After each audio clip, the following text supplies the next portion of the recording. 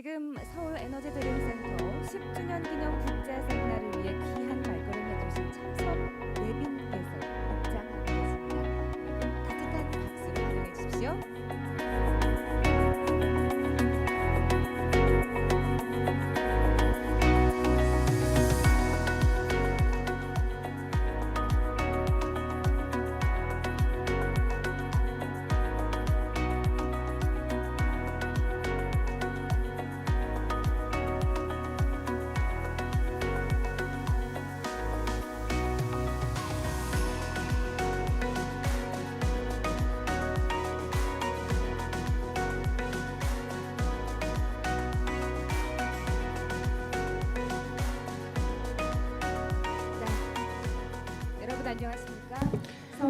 Good afternoon. Welcome to International Seminar for the 10th anniversary of SEDC.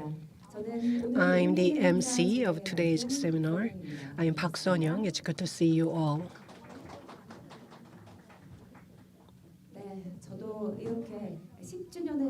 It is my great honor to be with you at the 10th anniversary of SDC, and thank you very much for being here with us. Before we begin the seminar, let me make some housekeeping announcements.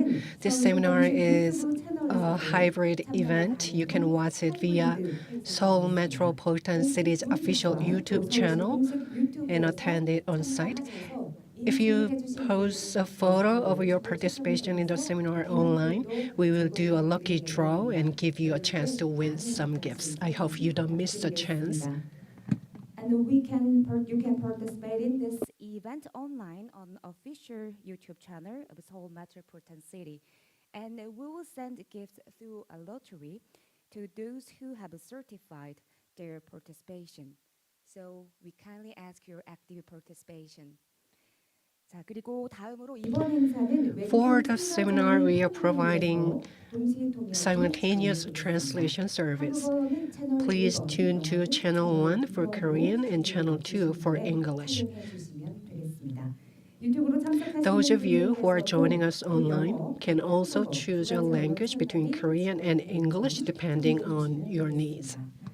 This event provides simultaneous interpretation for the convenience of foreign participants. For those who attend through YouTube, can also use the interpretation service by tuning in according to the language you need. 네, 그리고 이번 행사는 기존의 다른 This event is a little bit different from other events in that it tries to reduce waste. Banners made of PT have been used so recklessly, so we made banners with reused PT paper. And to reduce use of single-use cups, we are serving beverages in multi-use cups, and you can also enjoy snacks. We are also now providing a program book as part of an effort to reduce the use of paper. You may find it uncomfortable, but you can still download presentation slides in the official website of the seminar. Seoul is trying to become a self-reliant city in energy, and SeoulEnergyDreamCenter represents Seoul's energy self-reliance, and it is celebrating its 10th anniversary this year. This seminar is held under the slogan of Seoul moves toward the goal of becoming an eco-friendly city, and we will discuss how to make Seoul a sustainable city and share ideas of citizens. After the opening ceremony in the first session, we will discuss what Seoul and other cities around the world are doing to achieve carbon neutrality and share practices to build an eco-friendly city. In the second session, we will discuss what we need to do to reduce carbon emission from buildings and how to build carbon-neutral green buildings. Hopefully, this seminar will be a stepping stone to help make Seoul become a sustainable city.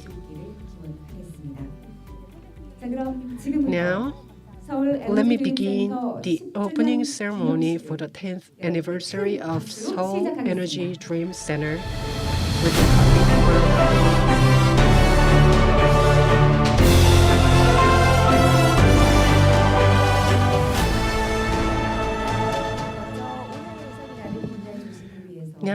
to introduce you distinguished guests who are here today to celebrate the anniversary. Whenever you hear their name, please welcome them with a big round of applause. We have Bong Yang-soon, Chairman of Environment and Water Resources Committee at Seoul Metropolitan Council, with us. We also have Yang Kyung-mo, Chairman of Environment and Education Subcommittee at Green Seoul Citizen Committee. Oh Chi-young, President of the Organizing Committee of Orchid Life Festival, is here with us. Choi Young-soo, Chairman of Steering Committee at SeoulEnergyDreamCenter, is here with us as well.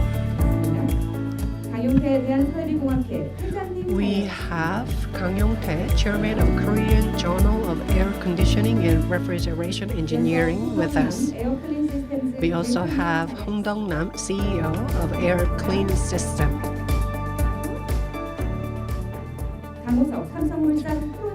Kang Ho-seok, Pro at Samsung C&T Corporation, is here with us. We also have Kim Soo-young, CEO of DataBeam, with us. Chang Moon-jong, Chief Researcher of Korea Electric Power, KEPCO, is here with us. We have Jung Mi-kyung, President of Green Education Center, with us. We also have Cho Jung-hoon, President of Korea Institute of Building Energy Technology. Yu Yan-sik, Director of Seoul Climate and Environment Headquarters, is here with us. Last but not least, Lee In-gun, Environmental Planning Officer at Seoul Climate and Environment Headquarters, is here with us. We also have other distinguished guests, but I apologize we cannot introduce them to you all due to time constraint. Next, I would like to invite Mr. Yu Young-sik, the Director of Climate and Environment Headquarters. Please welcome him with a big round of applause.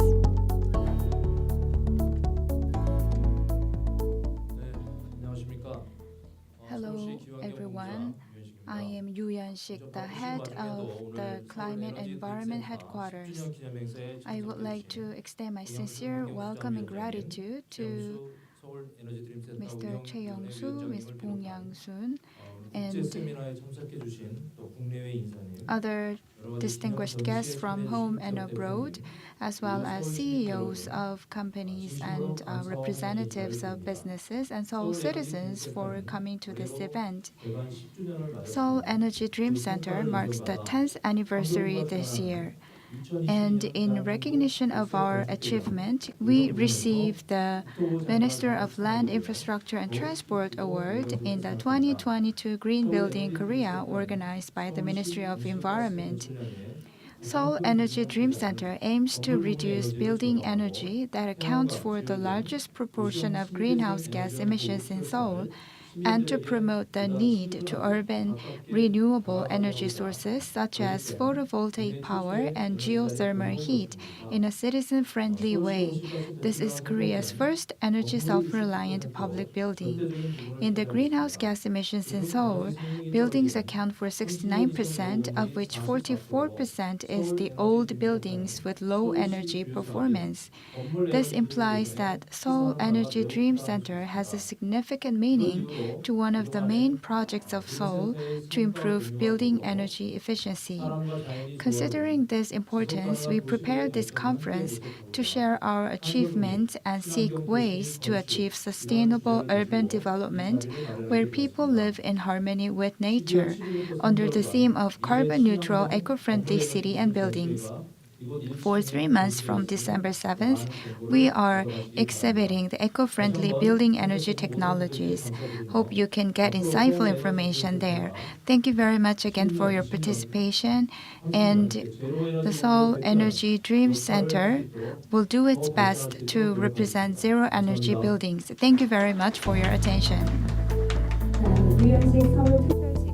Mr. Yoo Yeon-sik, Director from the Climate Environment Headquarters, thank you. 계속해서 Next, I'm going to invite Bong Yang-sun, Chairman of Environment and Water Resources Committee at Seoul Metropolitan Council. Please welcome her with a big round of applause. Good afternoon, everyone. I'm Chairman of Environment and Water Resources Committee at Seoul Metropolitan Council, Bong Yang-sun. I just had a brief tour around here, and I thought I saw the future of Korea, and the future of Korea lies here. First of all, I'd like to extend my congratulations to you for the 10th anniversary of Seoul Energy Dream Center. As a Seoul citizen, I wholeheartedly welcome all of you to this seminar. Seoul Energy Dream Center and the Ecological Park were built on top of a landfill. There were so many arguments and controversies about the creation of Seoul Energy Dream Center. Now we are having low carbon rice and green rice even.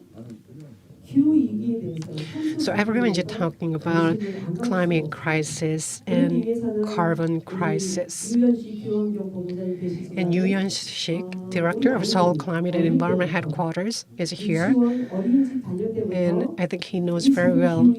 We have to educate our children, even at daycare centers and in elementary school, about the seriousness of climate change. So we may use gamification in children's book to educate our children on this important issue. We cannot live separately from nature. Without nature, there is no human beings. So we have to live together with nature. As a member of Seoul's Council and as a Seoul citizen, I'd like to give my full support for activities of SEDC. Once again, congratulations on your 10th anniversary. Thank you so much. It was Bong Yang-sun, Chairman of Environment and Water Resources Committee at Seoul Metropolitan Council. She emphasized the meaning of ecological restoration. 서울 에너지 드림 센터. Next, I would like to invite Mr. Choi Young-soo, the chairperson of the operating committee of Seoul Energy Dream Center, for congratulatory remarks. Please welcome him with a big round of applause. Good afternoon, ladies and gentlemen. I am Choi Young-soo, the chairperson of the operating committee of Seoul Energy Dream Center. For Seoul to become an eco-friendly city, Seoul Energy Dream Center plays a very important role, and I am very pleased to congratulate the 10th anniversary of the opening of this center as a citizen of Seoul and with all the citizens of Seoul.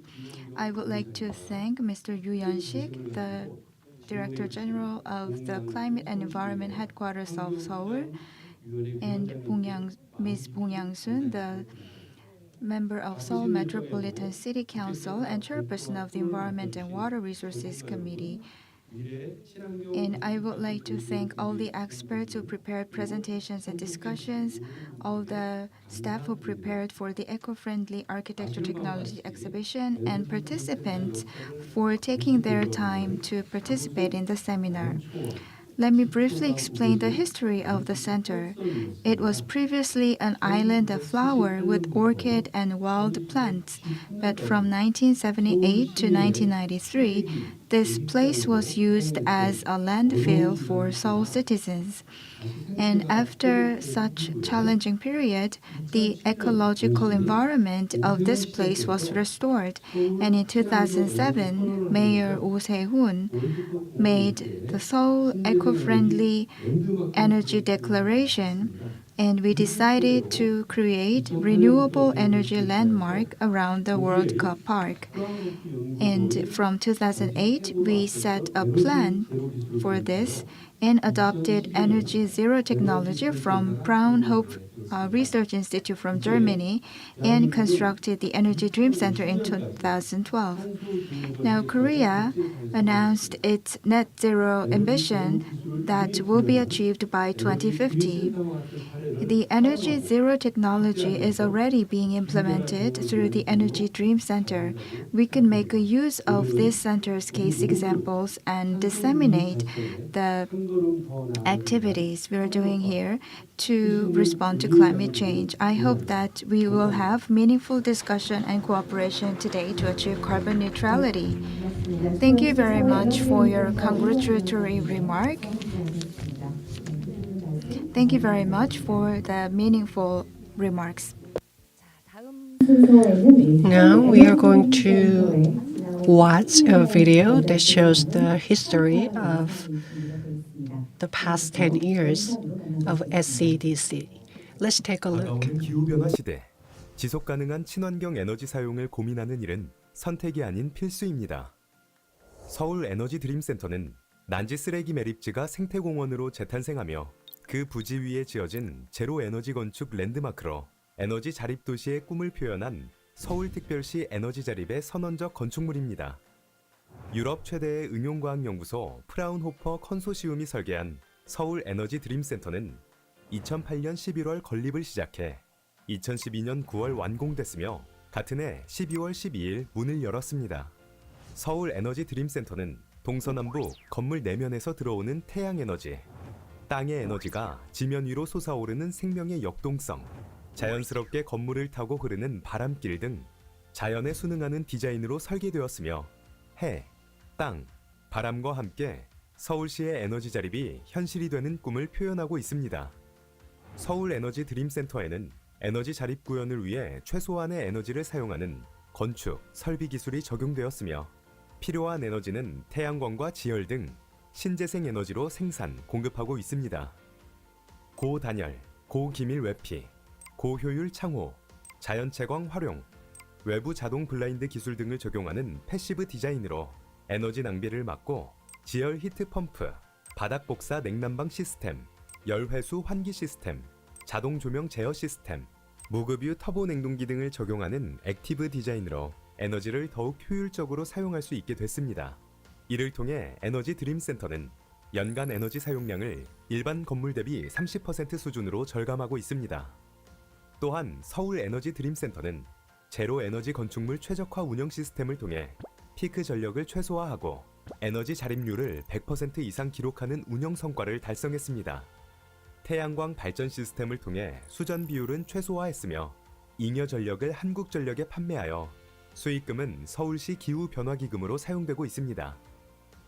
2012년 건축물 에너지 효율 등급 1등급, 친환경 건축물 인증 등급 그린 2등급 인증을 시작으로 서울 에너지 드림센터는 2016년 아시아 태평양 그린 빌딩 어워드 수상, 2018년 제로 에너지 건축물 3등급 인증, 2022년 대한민국 녹색 건축대전 운영부문 국토교통부 장관상 수상 등 에너지 자립 건축물로서의 가치를 수차례 입증했습니다. 서울 에너지 드림센터는 서울시 대표 제로에너지 및 기후변화 전시 체험관으로의 역할도 수행하고 있습니다. 제로에너지 건축 전문 해설, 세미나 등 전문 프로그램과 더불어 유아부터 학생, 성인 대상 환경 전문 교육 프로그램을 운영하고 있으며 2021년 대한민국 환경교육 한마당 환경교육 유공 환경부 장관상 수상으로 그간의 성과를 인정받았습니다. 대한민국 최초 에너지 자립형 공공건축물인 서울에너지 드림센터가 설립된 이후 2017년 제로에너지 건축물 인증제도가 도입되는 등 친환경 건축 제도 발전에 기여하였으며 제로에너지 건축물 확산 또한 촉진하였습니다. 2017년 국내 최초 에너지 제로 주택인 노원 이지하우스 준공을 시작으로 국내 에너지 자립 주택단지가 확산되고 있으며 11월 기준 GEB 인증 건수는 본인증 기준 377건, 예비 인증 포함 2,781건에 달하고 있습니다. 더 나아가 서울시는 제로에너지 건축 단계적 의무화 등 2026년까지 건물 100만 호를 에너지 효율화하고 신재생 에너지 사용 확대, 전기차 및 전기차 충전기 확대 등 사업을 지속 추진하여 친환경 도시로 계속 나아가고자 합니다. 친환경 도시로 나아가는 길. 서울시와 서울 에너지 드림 센터가 함께합니다.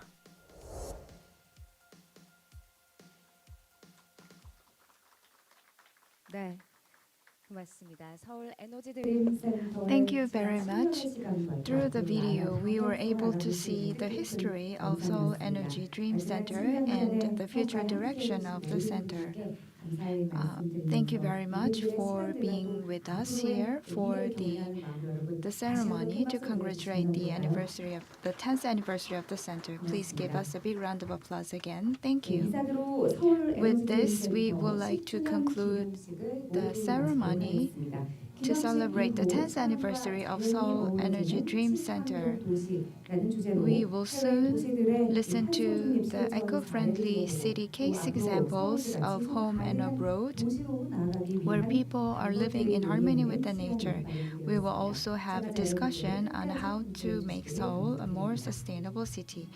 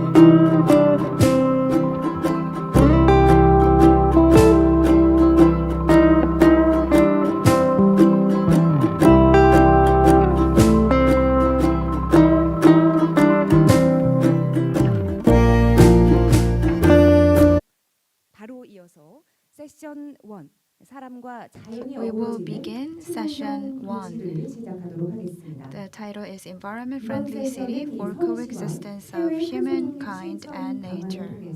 In the session, we're going to see how Seoul City could become a more eco-friendly city while learning from the overseas carbon neutrality practice examples. The moderator of the session is Ms. Park Yeon-hee, the director of ICLEI Korea. She is now serving as a member of the Environment Policy Committee and also a member of Sustainable Development Education of UNESCO Korea. I will hand over the microphone to Ms. Park Yeon-hee, the director of ICLEI Korea. Please welcome her with a big round of applause.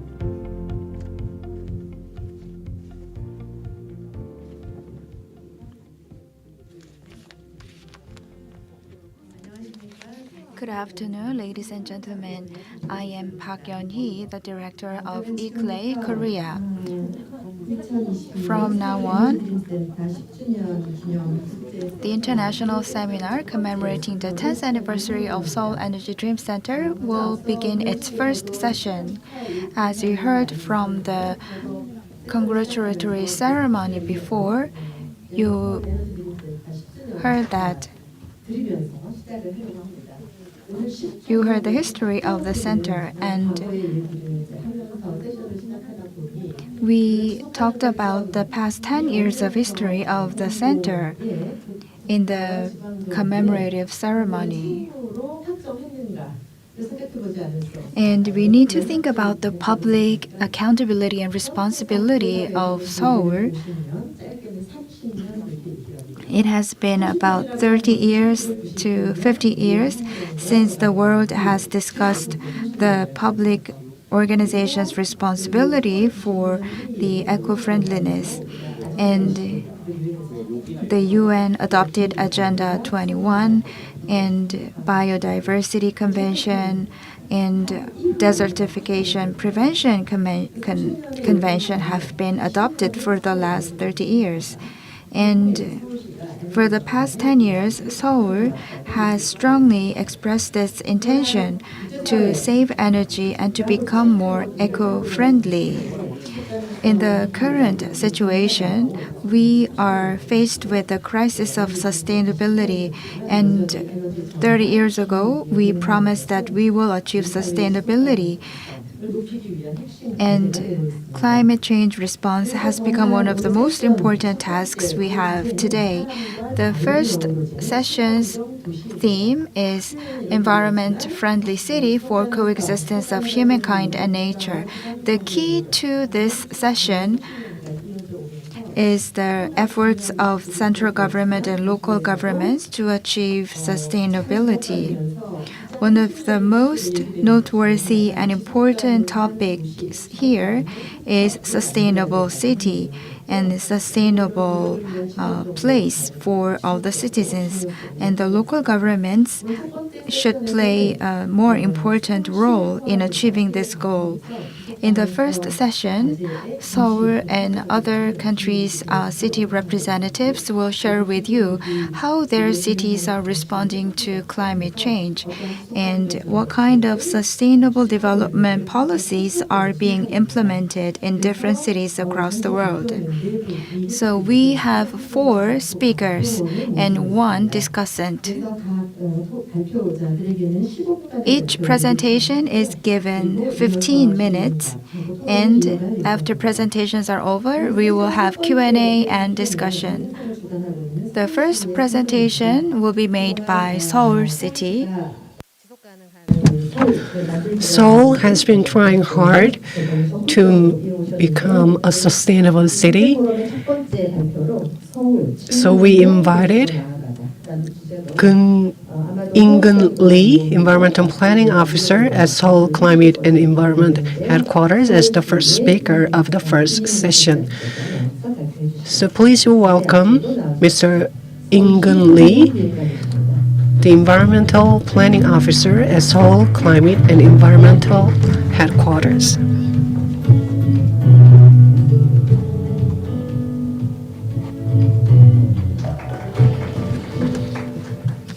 Hello everyone, I'm Ingun Lee, Environmental Planning Officer at Seoul Climate and Environment Headquarters. Before I start my presentation, I'd like to say about today, 10 years ago, when SCDC was opened, I was a manager at Seoul Metropolitan City Government, and I witnessed the challenging journey before SCDC opened, and I brought the vice mayor and the director general to the opening ceremony of SCDC.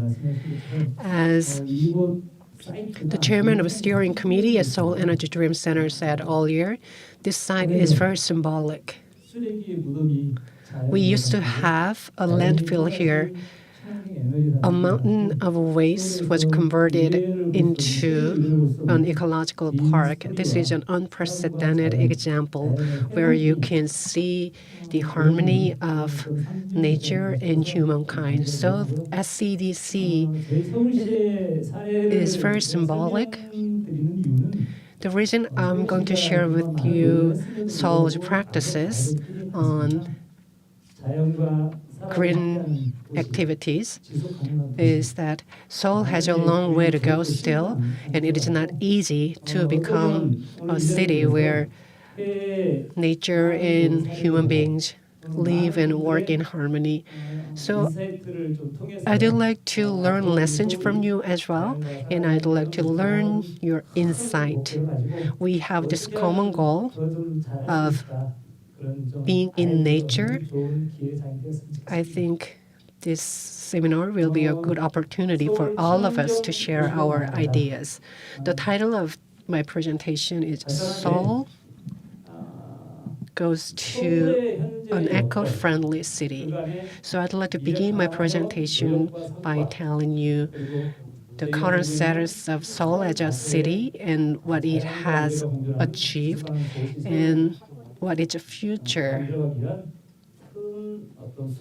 plan is. So I'm going to briefly share with you the challenges facing Seoul when it pursues an aim of becoming an eco-friendly city. So we have some participants who are listening to this seminar online, and we have some people from other countries. So I'd like to give you a brief overview of Seoul. As you can see in the map, the land of Seoul is 605.2 square kilometers. As you know, the population of the city used to be 10 million, but it declined. Now it is about 9.4 million. There are many reasons for the decline. The population is declining, but the number of people on their way to work in Seoul is increasing. As you can see in the map, this metropolitan area surrounding Seoul is home to many cities, and some of the population in Seoul was relocated to Gyeonggi province. And these people are still working in Seoul. So those who are working in Seoul, the number of those who are working in Seoul is constantly increasing. What does this mean? This means all infrastructure, including transportation in Seoul, may not be able to accommodate all the people who are commuting to Seoul. So this is one of the biggest threats to making Seoul sustainable. As you can see here, Seoul shows off beautiful sceneries and landscapes. If you look around, you can see beautiful mountains, and you can also see Han River that runs across the city. Compared to other global cities, you can see that Seoul is one of the best cities in the world, so we have to do hard work to maintain Seoul's beautiful landscapes. But Seoul is also facing climate crisis. Since it is a large city, it is facing more climate crisis than other smaller cities. Many media said for the past 100 years, the average temperature of the Seoul increased by 2.3 degrees Celsius. The number may sound small, but low, but it is serious increase. There are some examples. The number of days we experience extreme weather events increased significantly. As you well know, this summer we had torrential rains in some parts of the country, especially in Seoul. Seocho, Gwanak, Yeongdeungpo, and Dongjak districts, they suffered damage of localized torrential rains. The precipitation was a record high. It was like there was a hole in the sky. I was just so scared that I couldn't believe that many parts of the city were flooded. In 2012, if I remember exactly, we had a landslide in Mountain Umyeon. In 2020, Europe suffered heat waves, and California in the States suffered wildfires for about a month. And these are all evidence of a climate crisis. If you look around the world, you will see many testimonies that climate change is happening. It is not something that will happen in a distant future. It is here with us. Seoul is working hard, as I said at the beginning of my presentation, but it still has many challenges to address. One of them is greenhouse gas emission.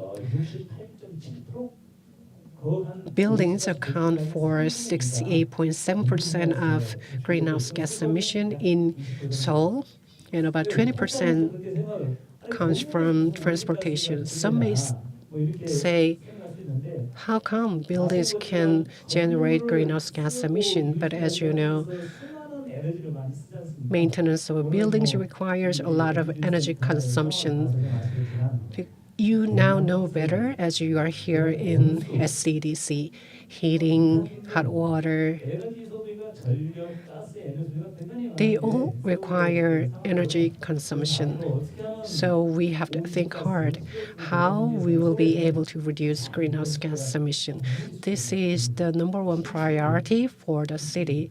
So buildings are the number one priority for the city in its effort to reduce greenhouse gas emission. I don't want to boast, but Seoul has worked very hard. You must be familiar with the restoration project for Cheonggye Stream. It doesn't matter who the mayor was, who the president was, but the project had a goal of making Seoul surrounded by nature, and it was a leading project for restoration of streams. There were some controversies where some people say it was not as green as we expected, but we removed the concrete and reopened the stream. I think it was an unprecedented project. It is an unrivaled project. You can not find a similar example in other countries or cities. We used to have a horse racing stadium in Seoul, but it was converted. The areas were converted into a forest. Now we call the forest Seoul Forest. And as I said earlier, World Cup Park and Hanul Park, they are located in green complex. So these conversion effort, it is something we can be proud of. So it was part of an effort of making Seoul a sustainable city, and SEDC is a good example as well. 그리고 이제 저희가 국제적인 협력에서도 상당한 공을 들고 있는데 We are also trying to increase international cooperation. Even before the Paris Agreement in 2015, in 2009, Seoul hosted C40. It was held in DDP in Dongdaemun. Hundreds of people across the world attended the conference, and we had so many mayors of cities around the world in the meeting. And in 2015, Seoul hosted ICLEI World Congress as well. It was held in Dongdaemun DDP as well. So almost every year, Seoul is hosting an international conference in environment and climate change. But we have challenges to address for the future.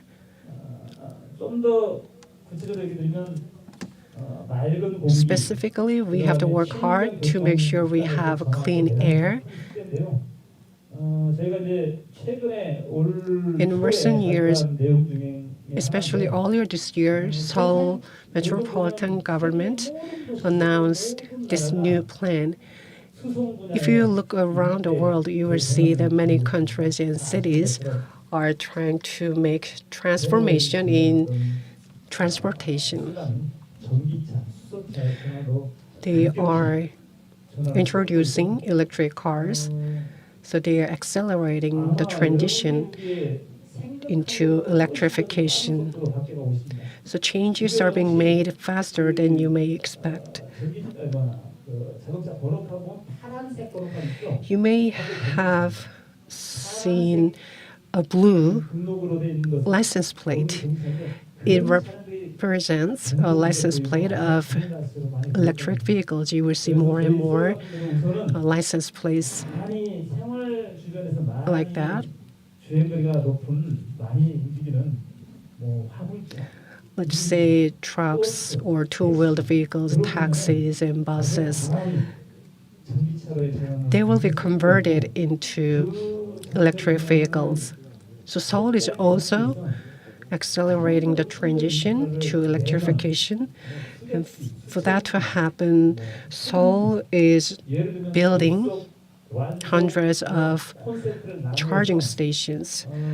Those charging stations will include places where you can charge your electric vehicles faster than any other places. So our goal is by 2026, 10% of all the vehicles registered in the city will be converted into electric vehicles. For that, we will provide charging stations. And you will be able to find charging stations within 5 minutes wherever you are. So Seoul is working hard to facilitate the transition into electrification. There is another global trend.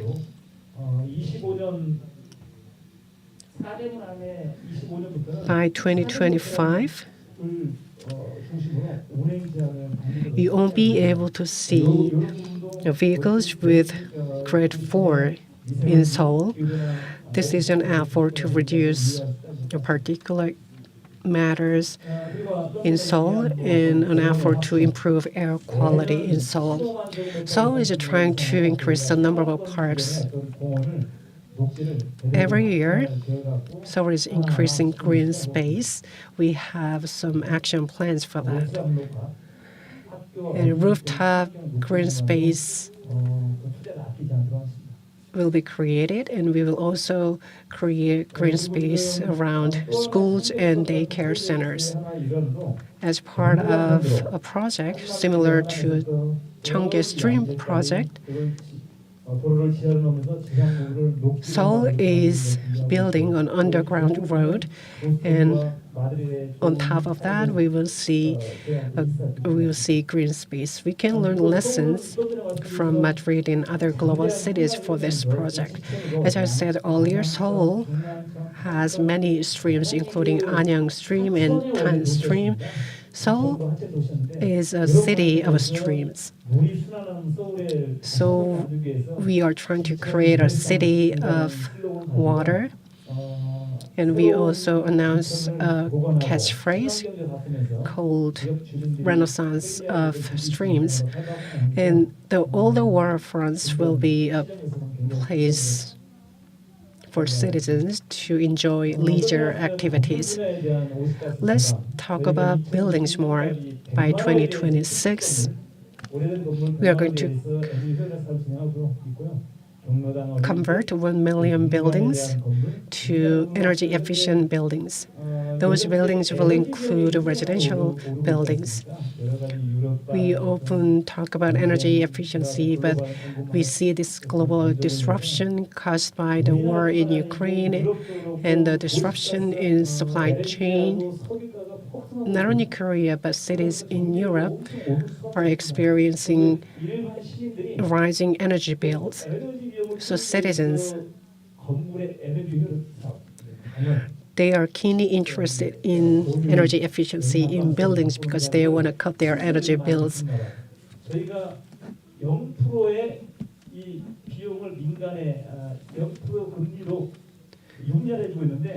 Seoul City is lending a loan, and the interest rate is almost 0.1%. It started last year. This year, officials in Seoul Metropolitan City are getting a lot of phone calls from citizens who want to have the loan. But Seoul is willing to spend millions of dollars on this project. As we saw in New York, we have to facilitate this type of a project to increase energy efficiency in buildings.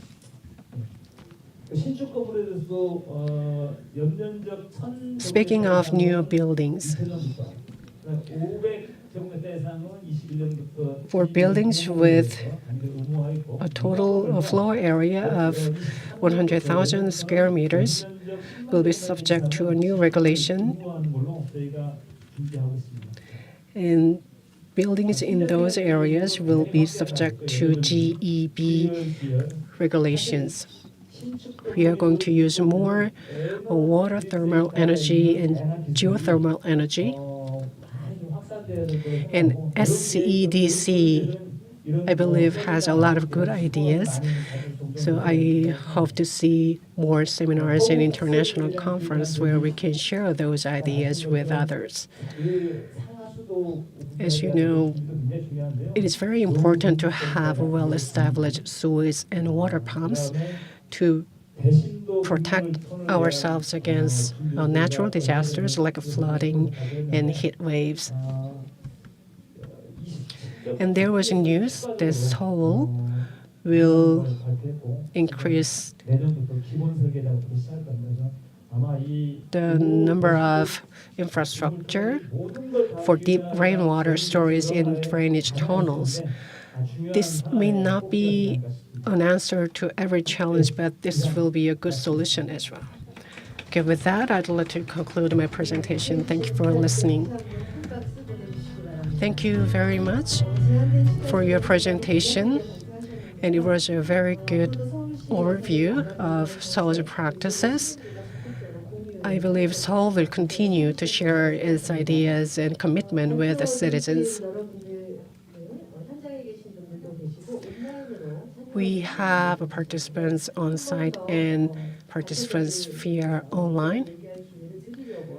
So we will give you a chance to make comments or ask questions. So if you have a question, please leave your question or post your question in the online chat room so that you can have more information on the topics. I would like to invite the next presenter. The next presenter is from Sweden.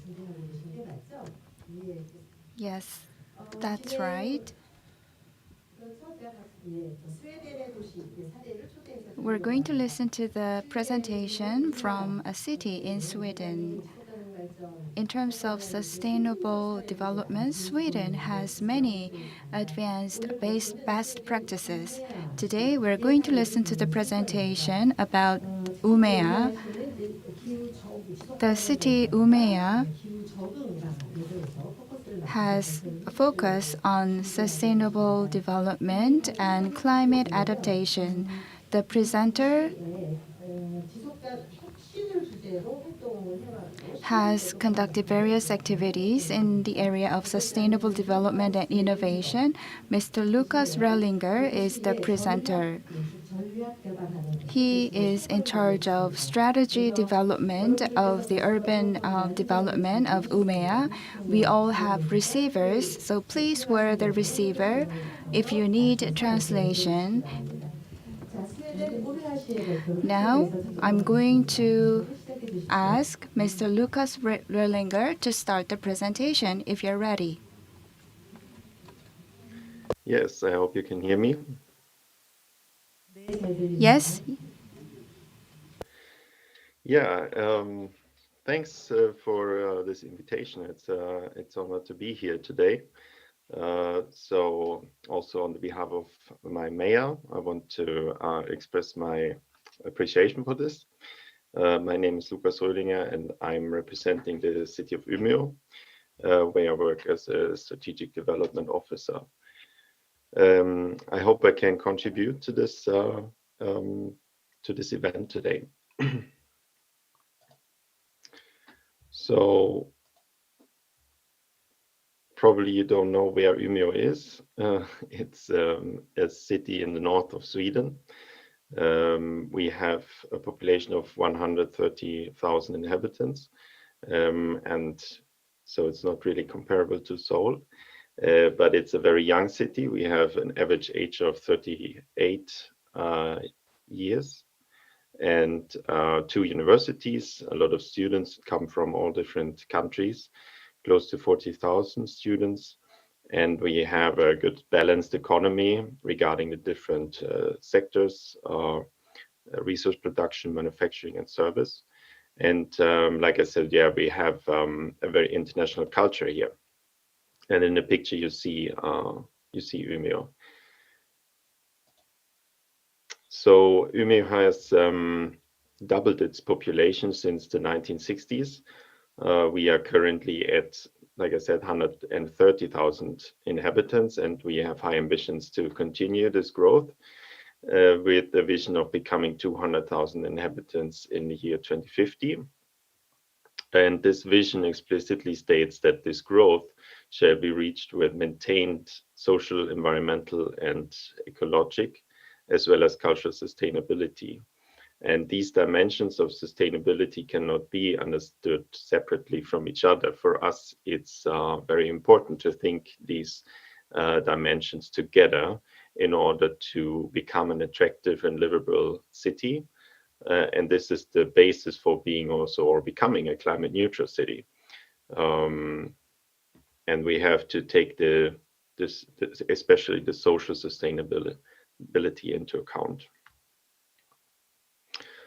So our roadmap to climate neutrality, Umeå has local climate goals that were established 2020, and here you see our timetable.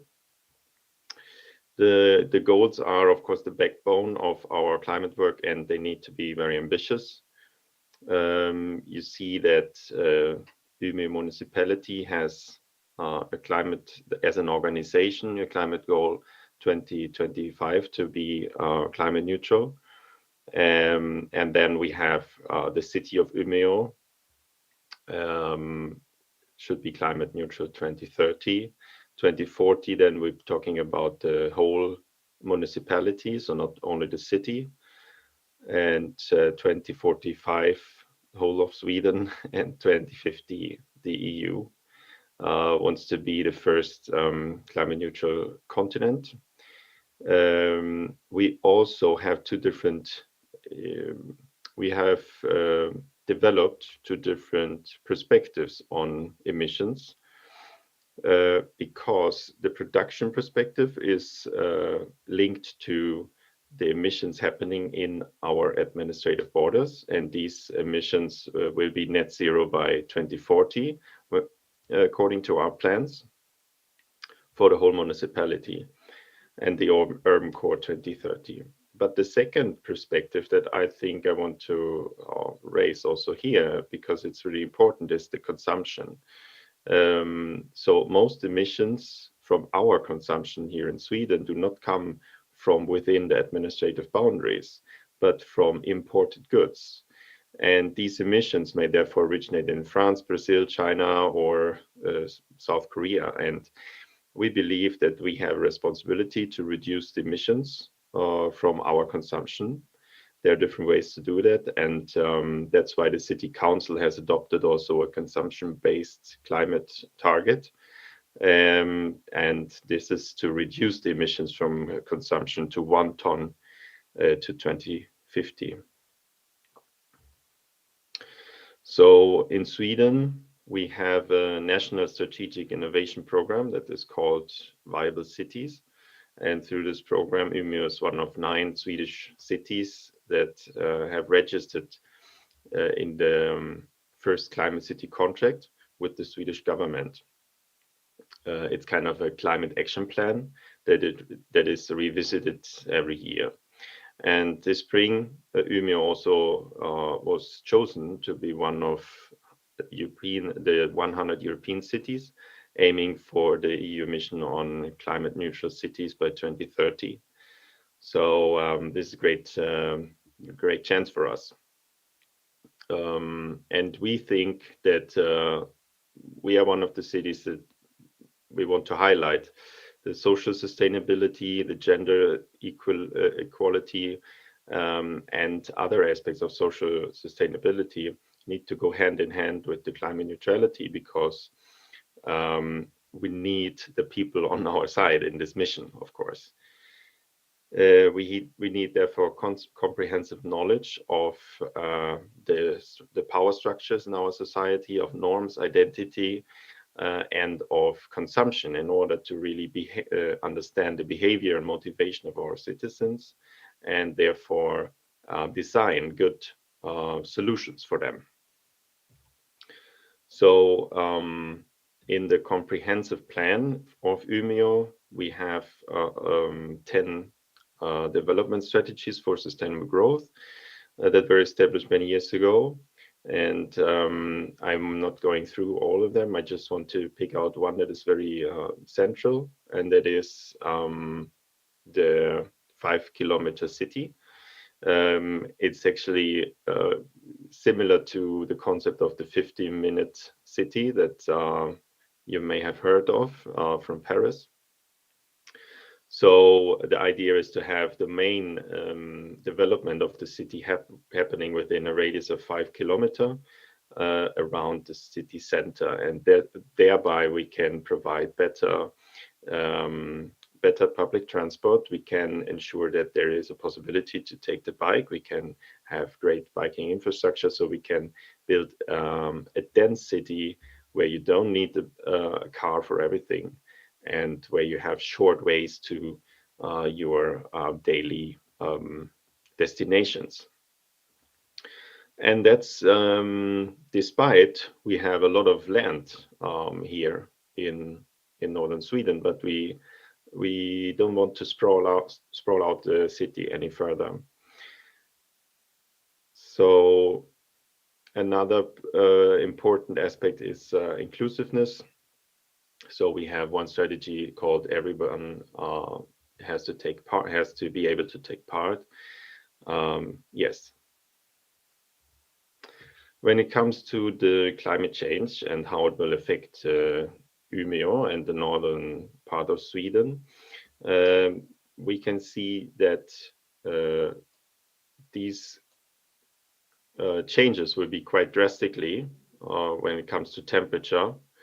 So we're talking about 3 degrees or up to 6 degrees to the end of the century. And the largest temperature increase in the winter. We will have increased average rainfall and occurrence of extreme weather, which come with the risk of flooding. And also our energy system, which is based on hydropower, is vulnerable to that to a degree. And we also will have increased risk for droughts. And this will, of course, increase the risk for wildfire enormously. And the forest industry is a big factor here also. So we are vulnerable to the climate change, also here in the northern part of Sweden. And when we look at the climate emissions in Umeå, there are, like I said, these two perspectives. But when we look at the territorial emissions, so the ones that are happening within the administrative boundaries, we have around close to 400,000 tons. And you see the highlighted areas, which are the highest or the sectors that we see the most potential and the highest part or the biggest parts of this cake. And there you see flights, passenger transport, and electricity, as well as district heating. District heating is actually quite good for heating when it comes to efficiency, but there's a problem when you burn plastic or when you burn your waste and there's plastic in it, then you have higher emissions on that side.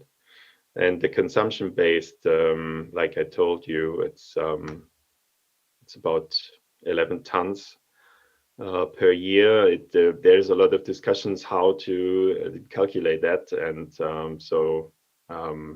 yeah, but still we see that travel, food, and public consumption are big factors. And public consumption is, of course, goes back to what we as a municipality have to do, and we also have to reduce the amount of emissions that come from our operations. And one part or one idea, one thing we do to be better is, for example, we have built high efficiency preschools that can be classified as passive house. So it's actually world's northernmost passive house. We are also increasing the production of energy, sustainable energy. Like I said, we are exporting, or I didn't say that, but we are exporting around 40% of energy, and hydropower is the biggest share. And we are also we went into the solar business and tried to get more people here building solar roofs or solar panels on their roofs.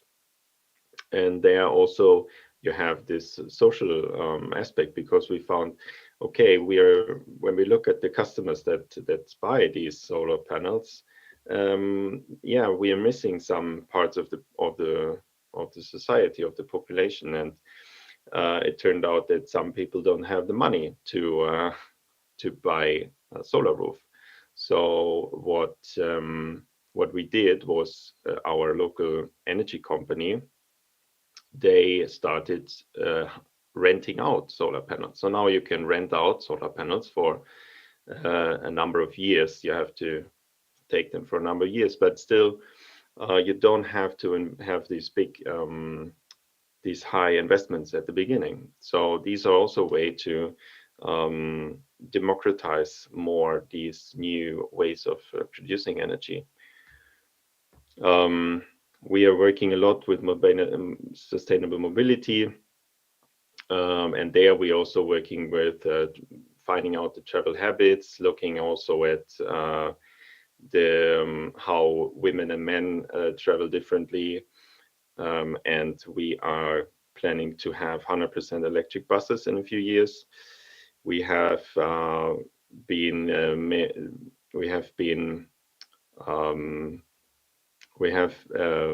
had a few projects where we tried to convince people to live without a car. So for 3 months, a few families could try that to live without their own car, and they could instead use cargo bikes and so forth, public transport. So we're doing a lot when it comes to that. I'm a bit running out of time. I'm gonna go through the rest a bit quickly. So I talked a bit about consumption.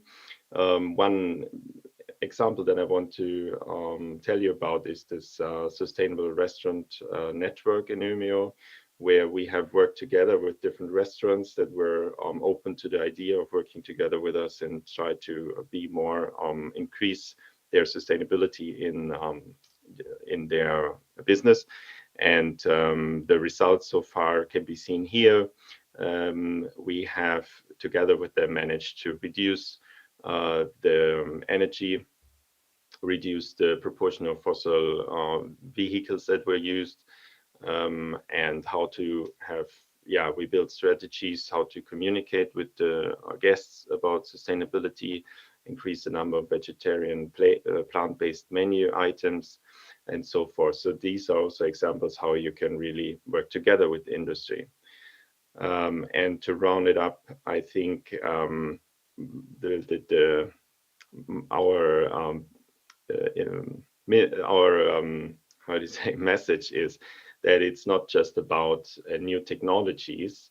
It's also about these current methods that we have of working, the habits and norms, and how this all goes together.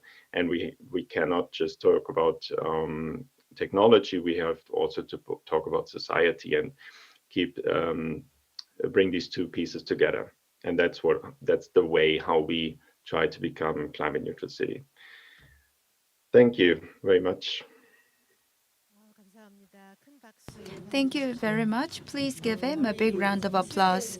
From Sweden, he made a presentation. I think I have to talk short so that we can give more time to the presenters. Thank you very much again for your presentation. Now let's move on to the next presentation. We are going to hear from a city in Portugal. The city is called Cascais. There are a few sessions that presented a case of a Portuguese city. So today we have an opportunity to hear about this practice. Mr. Joa Dennis, Head of Office for Accelerating Urban Transition Division, will make the presentation. Mr. Joao Diniz, please. Thank you. Thank you very much. I hope you can hear me well. I am talking to you from Portugal. And where exactly? I am talking to you from Climate Action Cascais. This is the subject that I will be sharing. And Cascais is just a beautiful city located in the Atlantic Ocean. We are more or less 100 square kilometers, and we have over 17 beaches. But also 1/3 of our protected landscape is mountain range. So not only do we have the beach, but we also have the mountain range. And because of that, we are a very well-known touristic destination. But unfortunately, we have been suffering from a lot of factors that are climate related, namely extreme weather events. These are very serious for us because they are jeopardizing what is our most beloved natural resources, namely our coastal line, but also, like I said, the protected landscape. We are therefore working on climate change with, let's say, 3 or 4 strategic plans. And these have started since 2009. They've moved on into action plan in 2017. and now more recently our carbon neutrality route in 2050. So these are the main documents that define all of our transversal development strategy for climate change. And if you consider what is the climate action for adaptation, you will notice that most of the actions that actually contribute for better resilience are nature-based solutions. So also green solutions. And we also have a significant case of non-structural. And that means that we don't really need to change the way we build our city. We just need to make sure that we bring more people into development of the city, but at the same time into ensuring that we have more environment, the nature, the habitats more closely connected to our city development. Just a few examples of what we're doing in different sectors of adaptation. The first ones is, of course, we're doing a lot of climathons, which are hackathons for the climate, where we want to get more ideas from citizens and from young students as well. We're also doing a lot of photographic exhibitions to make sure that people are aware of what is climate change and, of course, what it really means for our daily livelihoods. We're also doing a lot of training and capacitation because in cities, it's very normal for us to work on spatial planning, on health, on civil protection, on energy, but climate change is something that is so transversal that it's very difficult for the majority of people to actually work on it. So it's a very different approach. And every year we have a lot of training courses for our staff, but also for citizens and stakeholders, all for free. We also have something that maybe you can give it a try. We call it the Environmental Fund of Adapt Cascais. That means that we, the town hall, give a bit of money to NGOs so they can actually implement an action of adaptation in the municipality and therefore contributing for adaptation. So why is this so relevant? The reason is that we as a city are responsible to do this, but so are the citizens. So we need to qualify and bring them into action together with us. When it comes to water resources, well, unfortunately, we only have one local source of water, and it only gives us 10% of our water. That means that 90% comes from elsewhere. And of course, it's very difficult for us to save water in those conditions.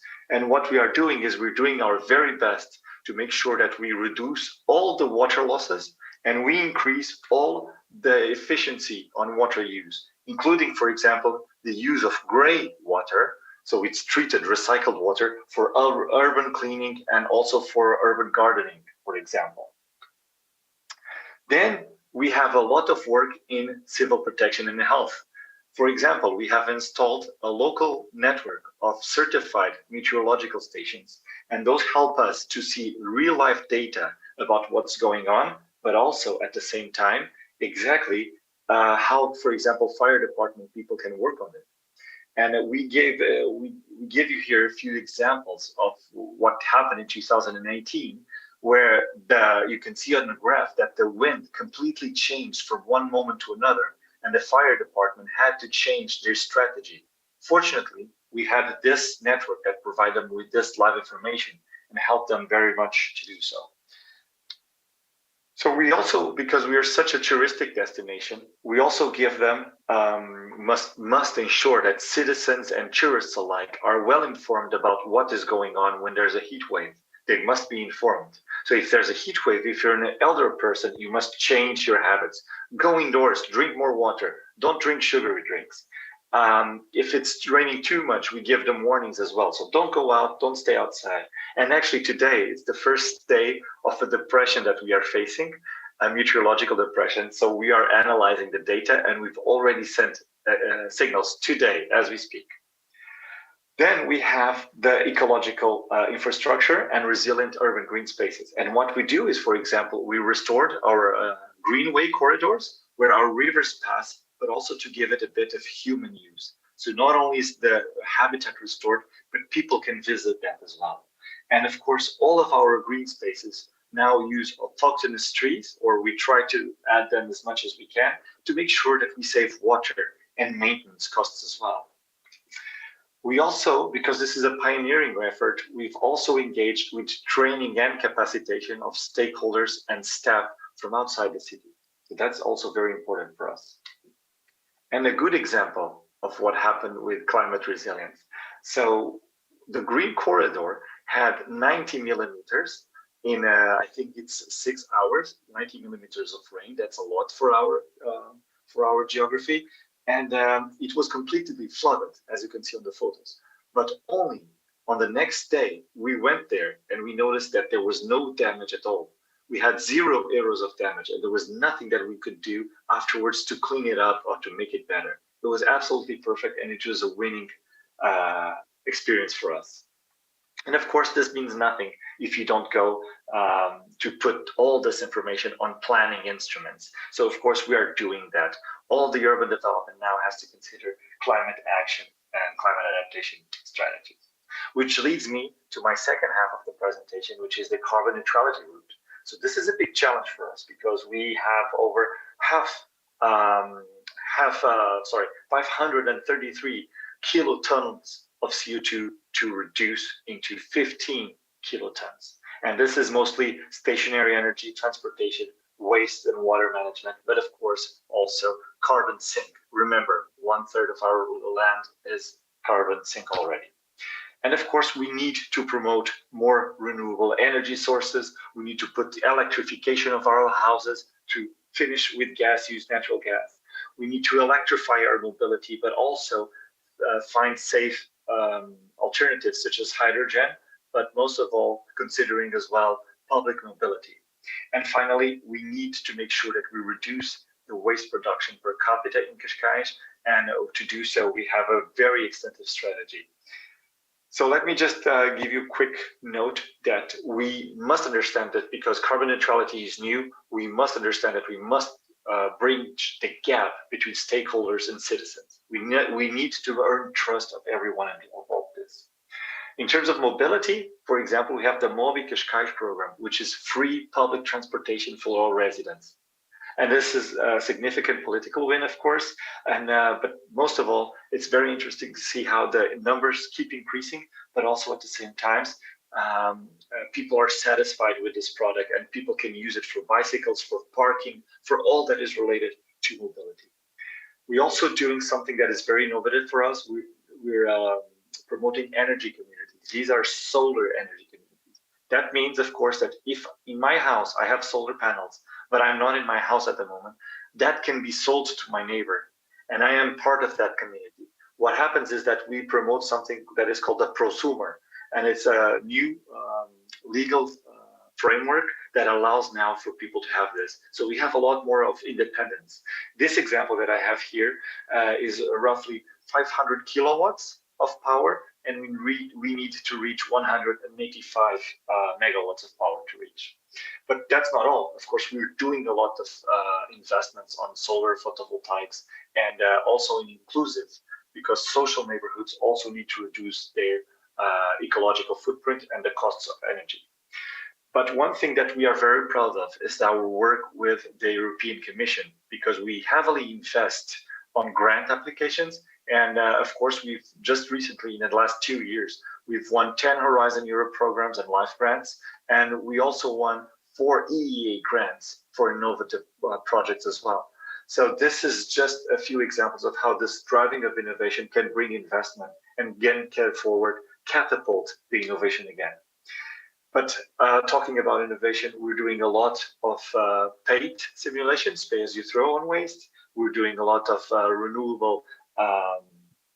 recyclable sources, so different streams, not just the main streams, to make sure that people are aware of their individual footprint. And of course, like I said before, 1/3 of our protected landscape is carbon sink, and of course, we need to promote local biodiversity to make sure that we reach carbon neutrality as soon as possible. And so I would say that this is the main results. I don't have much time, unfortunately, so there's so much to be said. But I would say that carbon neutrality and climate adaptation is probably the most challenging aspects that we have to face in the coming, by the end of the century. At the same time, we also need to consider something that is very different from what we are used to, which is we need to include nature-based solutions. We need to promote them more. We need to bring people into the action and to promote these environmental solutions. And of course, this is something that we are very keen to share, but of course, very keen to learn as well from you. So finally, let me thank you again for this very kind invitation, and I look forward to learn more from you in the future. Thank you very much. Thank you so much for your presentation. Now we heard from 2 European cities. Now we'd like to listen to the presentation about Kyoto from Japan. We are going to see what kind of environmental activities are being done in Kyoto. From Kyoto, we have the speaker online, Mikiwa Takahashi, will make a presentation. Please go ahead.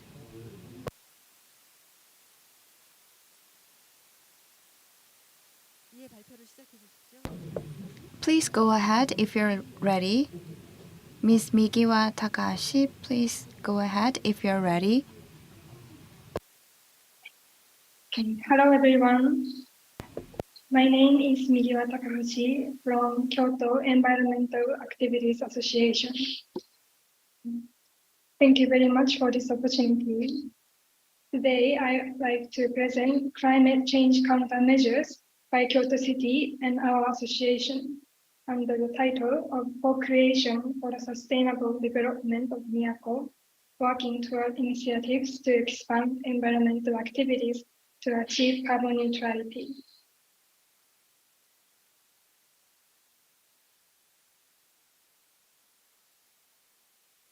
This is contents for today.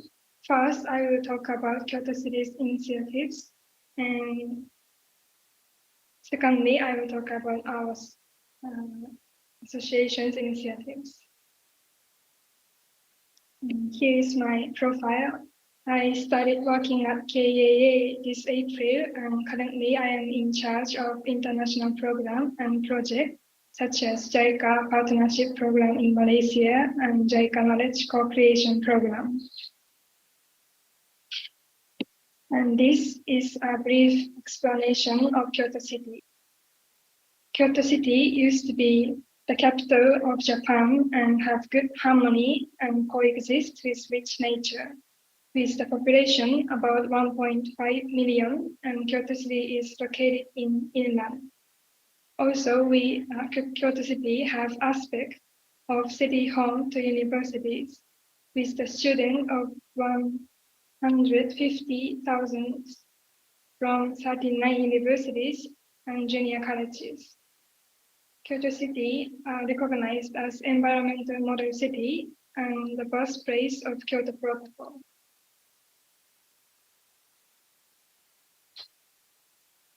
Since I do not have much time today, I will talk about some important points from here.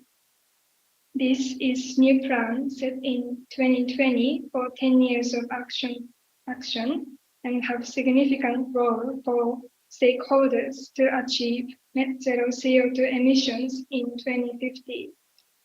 The target image of Kyoto City in 2050 is prosperous Kyoto, where future generations can have a dream, where decarbonization, along with the improvement of quality of life and sustainable economic development, are achieved through integration of culture and wisdom fostered in symbiosis with nature and new technologies. And the long-term target is set to reduce 46% from year 2013 by year 2030. And to implement this program, it is important to have transition in 4 areas, which are lifestyle, business, energy, and mobility. Kyoto City aims to accelerate energy conservation and expand renewable energy while reflecting concept of offering and sharing.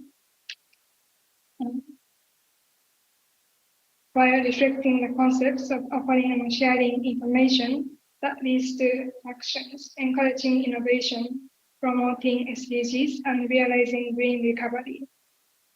And this shift will be preceded by mitigation and adaptation measures to mitigate the effects of climate change in a comprehensive manner. And from here, let me explain those measures briefly.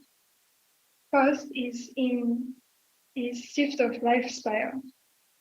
In here, it improves dissemination and establishment of a decarbonized lifestyle in Kyoto's version. Promotion of ethical consumption, improvement in the quality of life by introducing energy-saving home appliances and renewable energy at home, fostering of leaders to support the shift to a decarbonized lifestyle, and innovations for 2050 in terms of lifestyle. And second, this is about shift of business.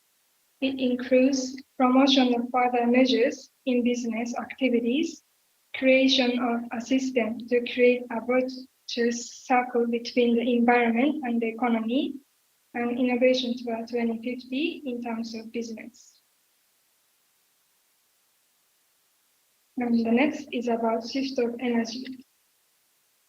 It includes maximum use of renewable energy in the city, promotion of the use of renewable electricity, promotion of renewable energy supply by energy suppliers, and innovation toward 2050 in terms of energy. And this is an example of measure number 10, promotion of the use of renewable electricity. City-to-city renewable energy partnership. Kyoto City signed renewable energy partnership agreement with Aizu Wakamatsu City in Fukushima Prefecture and built a system to use renewable energy which was generated in Aizu Wakamatsu City in Kyoto City. And this is about shift of mobility. This includes promotion of urban development that prioritizes public transportation, popularization vehicles such as EVs, shift of the awareness of using automobiles, innovation toward 2050 in terms of mobility. And this is example of initiatives. Number 13, promotion of urban development that prioritizes public transportation, which is widening sidewalks on the main street, Shijodori. The road was originally 2 lanes on each side, but was converted to 1 lane, and the sidewalks were widened about double, resulting in a reduction in traffic volume about 40%. In addition, compared to year 2000, the percentage of car use decreased 7%, and the use of public transportation, such as train or bus, has increased about 7%. And second initiative is Park and Ride.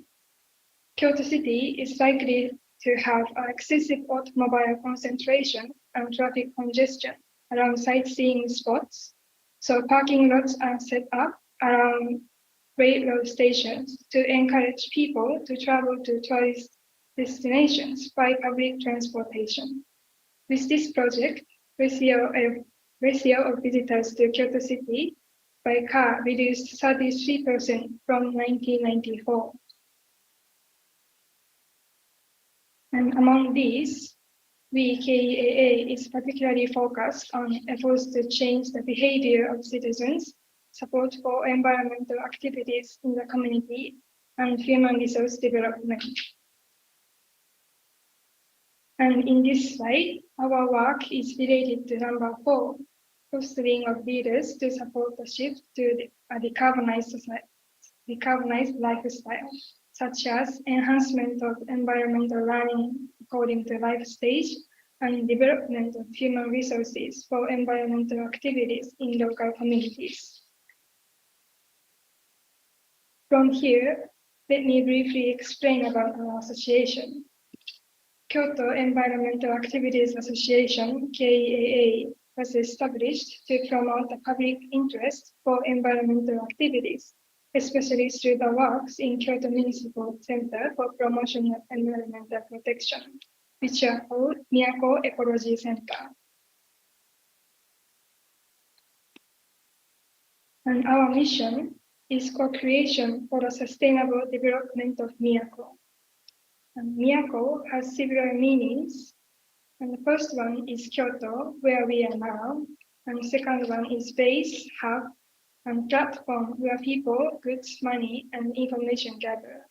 And the third one is history, culture, economy, and society, lasting for 1,000 years. And here are our main work,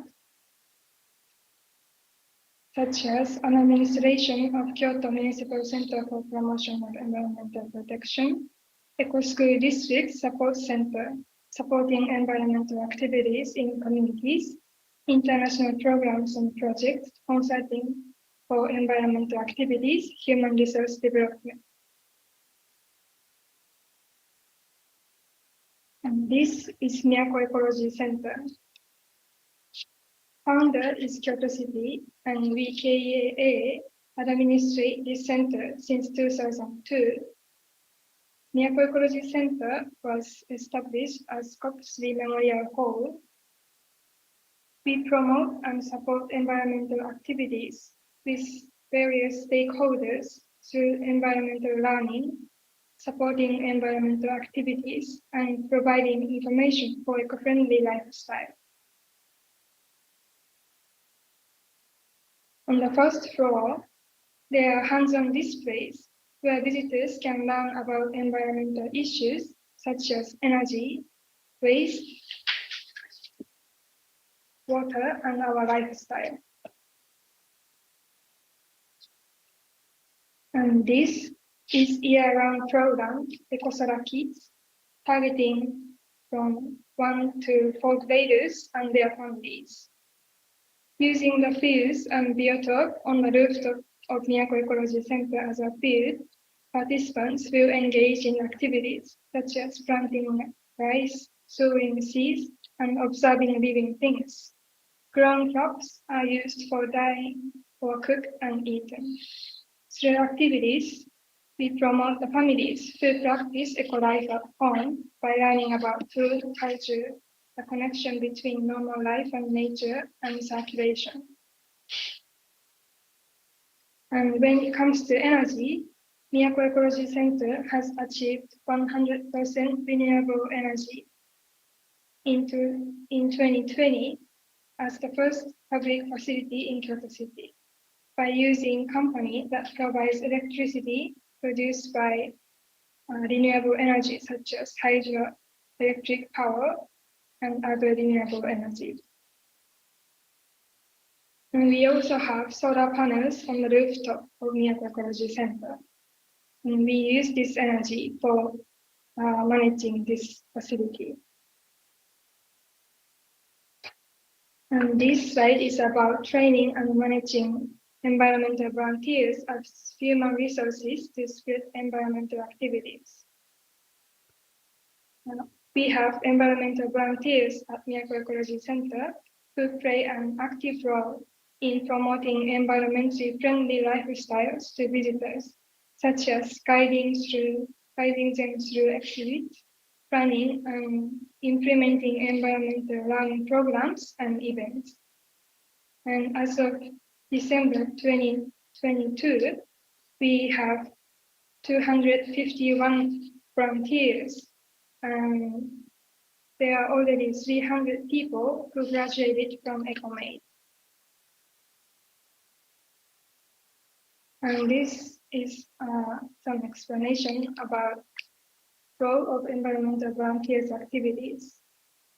EcoMate is the name for environmental volunteers working at Miyako Ecology Center.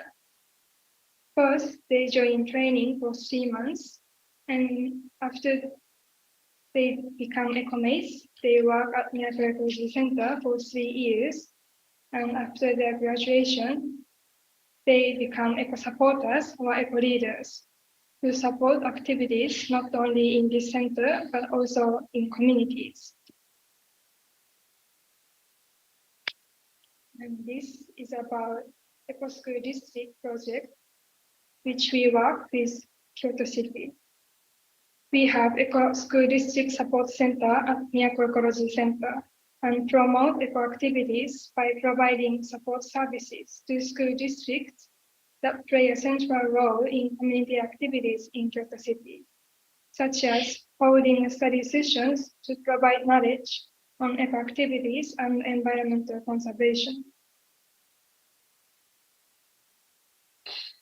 This slide shows environmental education leaders training.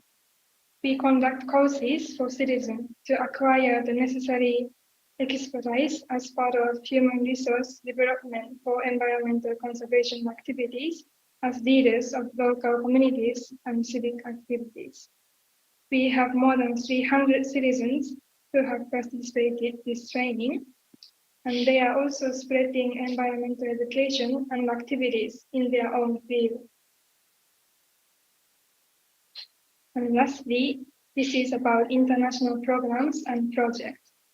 We are working in international programs and projects, making use of our know-how gained at Miyako Ecology Center in environmental education and supporting activities in local communities. So far, we have conducted 17 courses and accepted 108 persons from 30 countries. And here are some pictures from our course.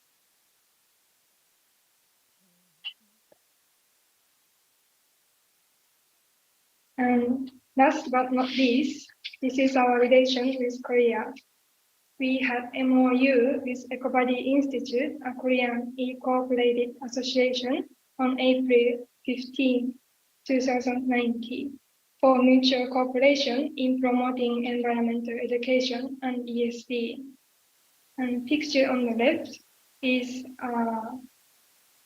and there is Director Mr. Oh Chang-gyu and KA's former chairman, Mr. Takatsuki. And on the right side, this is the picture from Climate Change Education Workshop with Korean organization in March 2018. With this opportunity, we would like to have a new relationship with organization in Korea. We look forward to working with you. And that is all for my presentation. Thank you very much for listening. Thank you very much. So she's been doing activities in Kyoto, and thank you for your explanation. So now, with that, we've heard all of the 4 presentations for session 1. For a brief moment, we are going to have a Q&A session.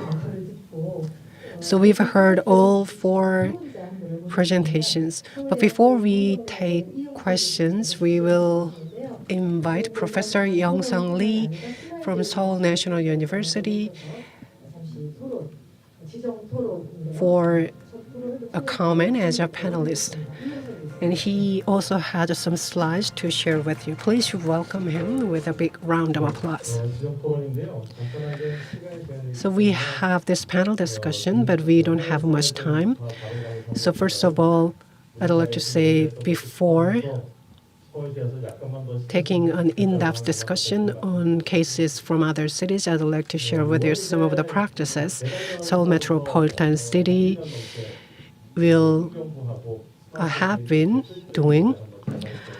This is a standard model for a smart city. Seoul Metropolitan City has been working on it, so I'd like to share this with you, and I think you will develop some insight for future smart city from this slide. And Seoul has been working on many domains regarding smart city. and we have different land use. And we have this standard model for smart green city for the future presented by Seoul Metropolitan City. And I think this is a good way to share Seoul City's idea for smart green city with the citizens. So when we create a smart green city, we can learn some lessons from this slide. The director, actually the environmental planning officer, made a good presentation on a charging station in Seoul City. There are places that are crowded with people, and libraries and gyms and cafes and other community amenities can be built together in those places. I mean, the charging stations. Some people may have difficult access to charging stations, so this is one of the challenges facing us. There are public garages and parking lots and land that has been used in Seoul. And noise from nightlight, this is another challenge. So I thought it would be nice that we have a plan to address that problem. Micro fulfillment center, this is a solution for logistics, and this may be, as you know, there are a lot of traffic accidents happening in Seoul. So if we have a micro fulfillment center in place, we can also build startup buildings surrounding them, and they should be connected to charging stations, and they will make a complete picture for a smart green city in the future. And environment is important, but equally important is to educate children about the importance of nature. So we need more spaces and places like Seoul forests and citizens forests. They shouldn't be just forests. They should be places where children can learn about environment. They can dream about their future jobs. And at the bottom, you can also see big data-based data center. And Seoul is using big data to predict natural disasters. We will have a more sophisticated big data-based data center or technologies in the future. And local governments can also present fresh ideas regarding smart green cities. So what you are seeing on the slide is examples or what the future smart green city will look like. But I'd like to emphasize the communication with the citizens. In our research, future smart green city, if it is created as it is planned, we can reduce greenhouse gas emissions significantly. And we will also want to see zoo in downtown. Seoul is very cold during winter and very hot during summer, so we may need a shelter for citizens to take a rest when it is too hot and when it is too cold. Next, resource circulation. We have some places that smell bad and that are places where waste is collected. Whether it is an apartment complex or it is an industrial complex, all we have to care about the most is that we have to build a citizen-friendly place. Thank you very much for your discussion.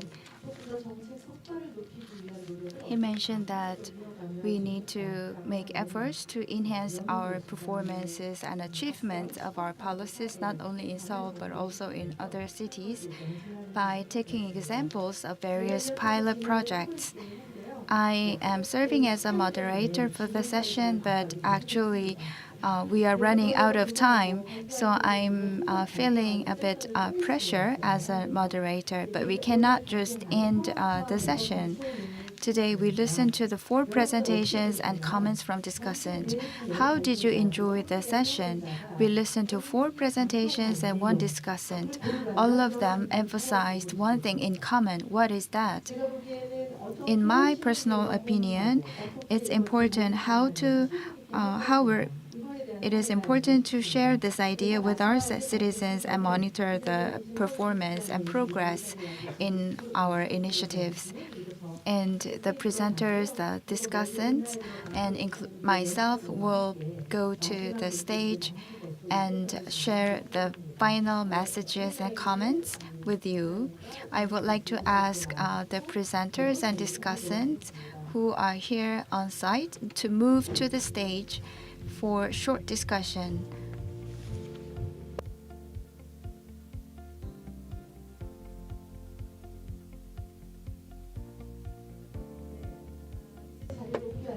Now, we are now sitting on the stage for the final discussion. First of all, the message we heard from presentations. I would like to ask our 2 presenters from Europe to make the final comments or a message. First of all, in the case of Umea from Sweden, Umea has a target to achieve carbon neutrality by 2030. Umea is one of the 100 European cities to achieve this target. And the city from Portugal has detailed climate change response policies participated by citizens. My question: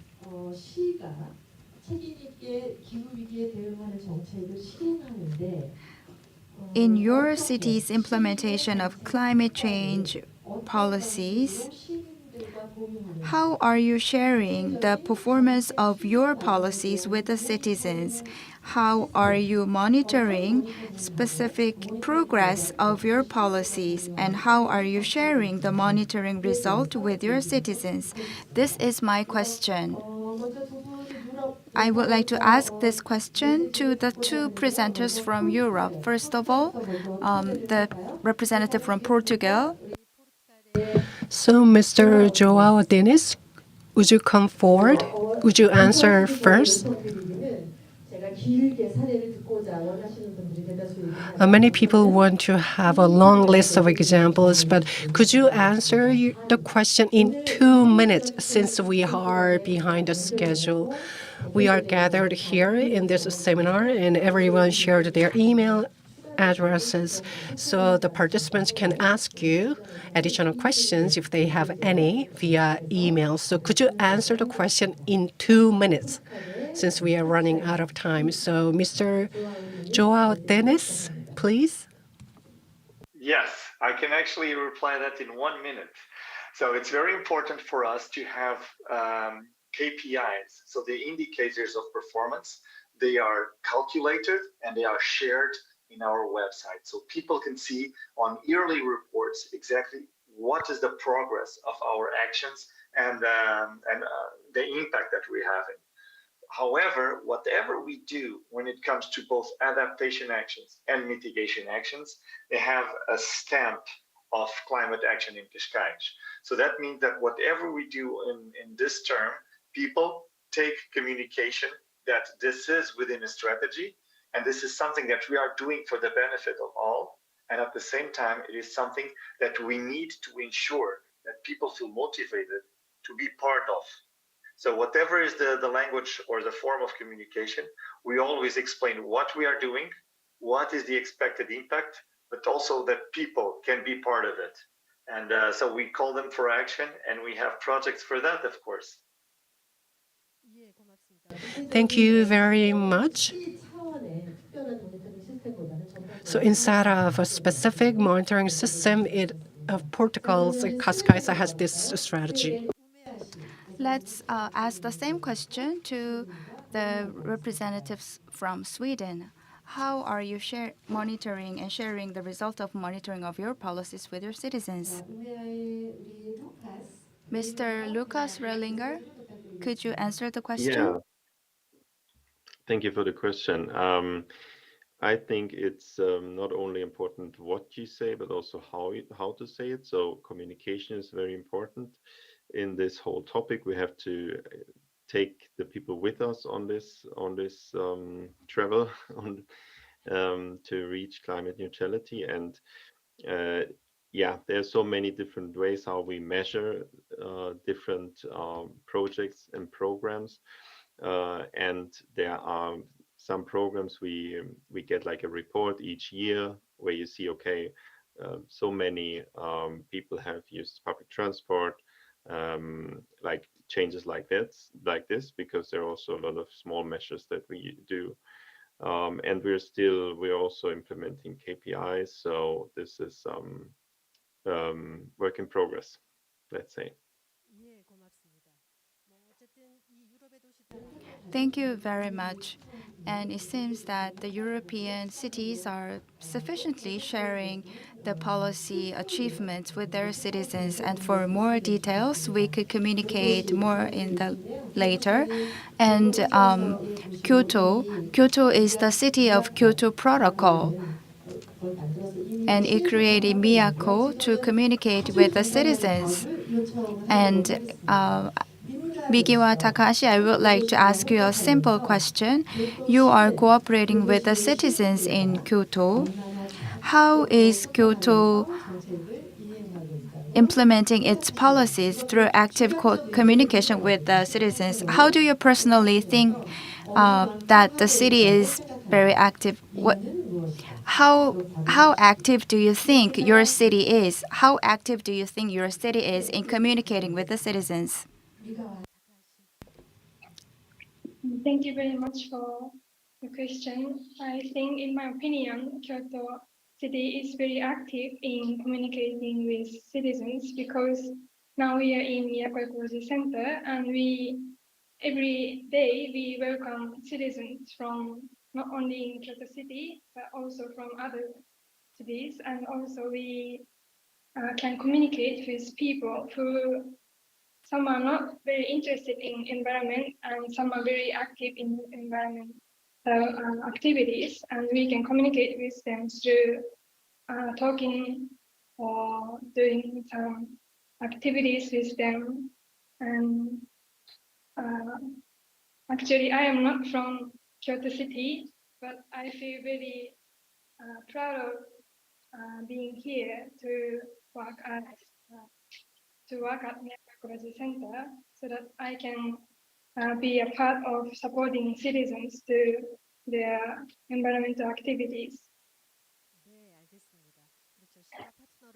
Thank you very much. And you are also having partnership with your city. Regarding the case example of Kyoto, there was a comment from YouTube. The educational programs like the education program to nurture Eco Mate and Eco Supporter was very impressive. And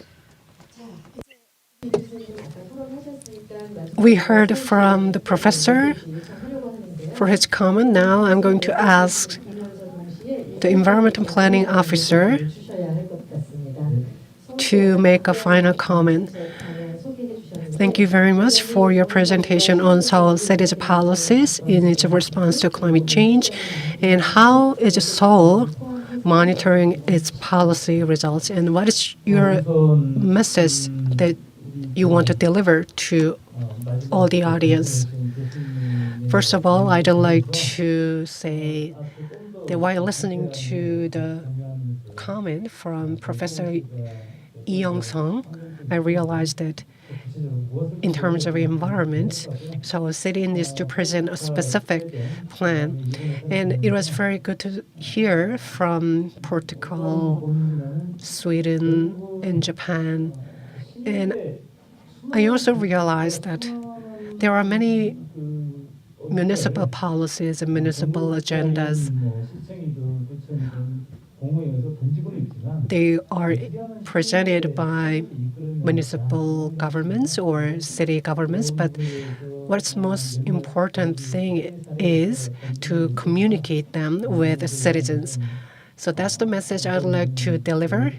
So we have all the cities in this session have that in common. In this session, we discuss environment, and in the second session, we will talk about buildings in more detail. And all I want is to have more opportunities to communicate with our citizens and other cities around the world. Actually, I would like to make a short comment. As I mentioned in the beginning of the session, in order to create a sustainable city, we need to make efforts in many different sectors. From the 7th of December, the biodiversity party conference began. Actually, biodiversity convention was formed 30 years ago. And today, celebrating the 10th anniversary of Seoul Energy Dream Center, we are having this international seminar. Building on the efforts that have been accumulated for the past 10 years, I hope that Seoul City will be able to make a great role and contribution to achieving the national target of carbon neutrality by 2050, just like what the European cities are doing to achieve their climate neutral goals. And I hope we could have further discussion on these activities and strengthen our momentum through the symposium that we're having today. And I was very pleased to be with you in this meaningful seminar. And Professor, could you make one last comment? Actually, you mentioned the importance of the participation of citizens. I also would like to emphasize the interest of fun and entertaining element. If you save energy, you can also sell the leftover energy, but people usually do not do this because it's difficult to save energy. But if you install solar panel, the electricity produced on a real-time basis can be seen by the user. And when we conduct our environmental activities and energy-saving activities, we need to make them fun and entertaining to our citizens. Thank you for the comments. I wish we had more time, but we have to finish now due to time constraint. Let us give a big round of applause to each other. Thank you very much.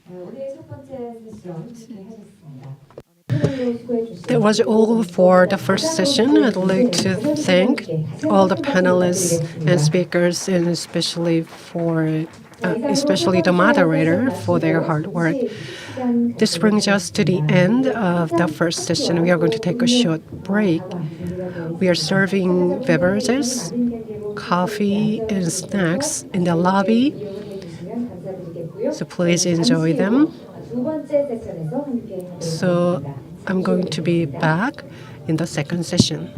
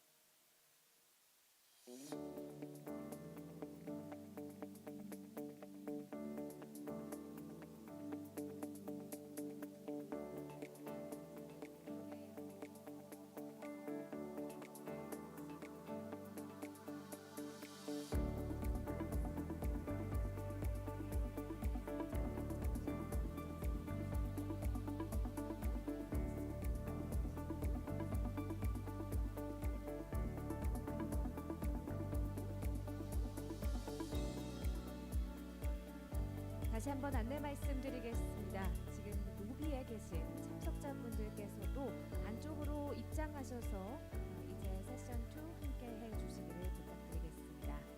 이제 곧 세션 두 번째 탄소 중립 친환경 건축물 사례 시작하도록 하겠습니다.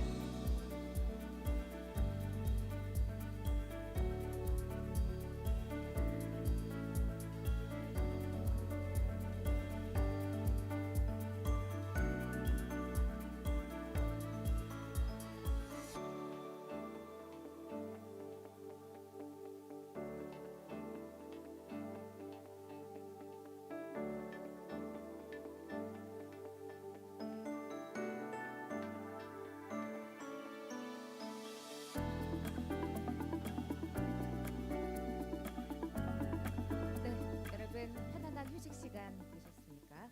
자, 이제 두 번째 Did you enjoy the break? We are going to start the second session. We gathered here in international seminar for the 10th anniversary of SEDC. We have a theme that says Seoul moves toward the goal of a carbon neutral green city. We are going to hear more cases for carbon neutrality in this session. Especially in this session, we will share some cases of carbon neutral buildings. We will have a chance to see carbon neutral buildings in cities around the world.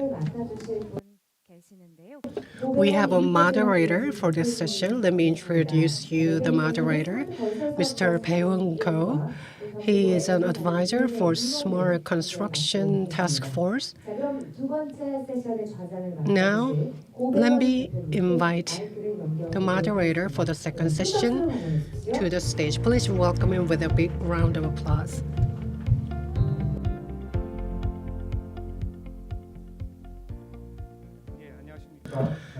Good afternoon, everyone. As introduced, I'm Bae-woon Ko. I'm the moderator for second session. In this session, we are going to talk about buildings that we are using.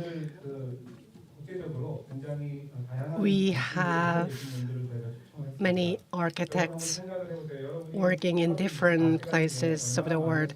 Think about this. For how many hours do you spend or do you stay in a building? According to some statistics, on average, people spend 1 hour in a building. It could be a school, it could be your home or your workplaces. So think about where you go to eat. So we are spending a lot of time in buildings. And buildings have a great impact on the environment, but we don't realize that. We are spending so much time in buildings, but we are not realizing that.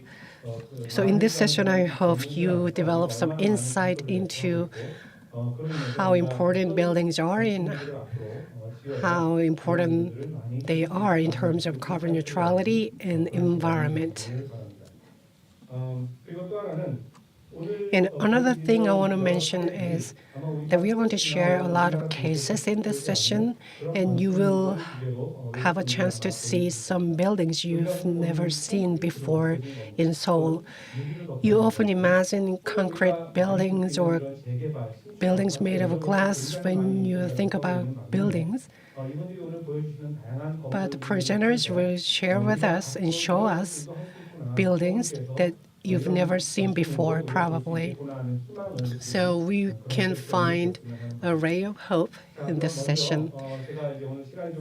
Since we are way behind our schedule, I will stop here and I will go straight into the presentations. The first speaker is from Seoul Energy Dream Center.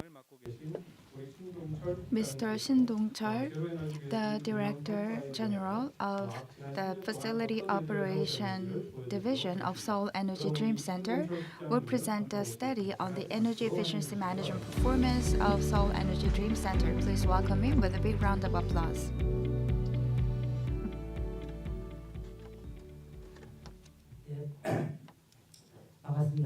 Nice to meet you all. I am Shin Dong-chul from Seoul Energy Dream Center. Nice to meet you all.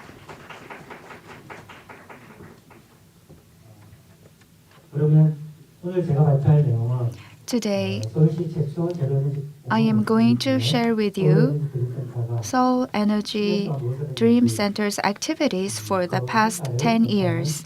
I'm going to share with you our achievements for the past 10 years. First of all, I would like to share with you the achievements of Seoul Energy Dream Center and then explain about the design concept and technologies we applied to the zero energy building.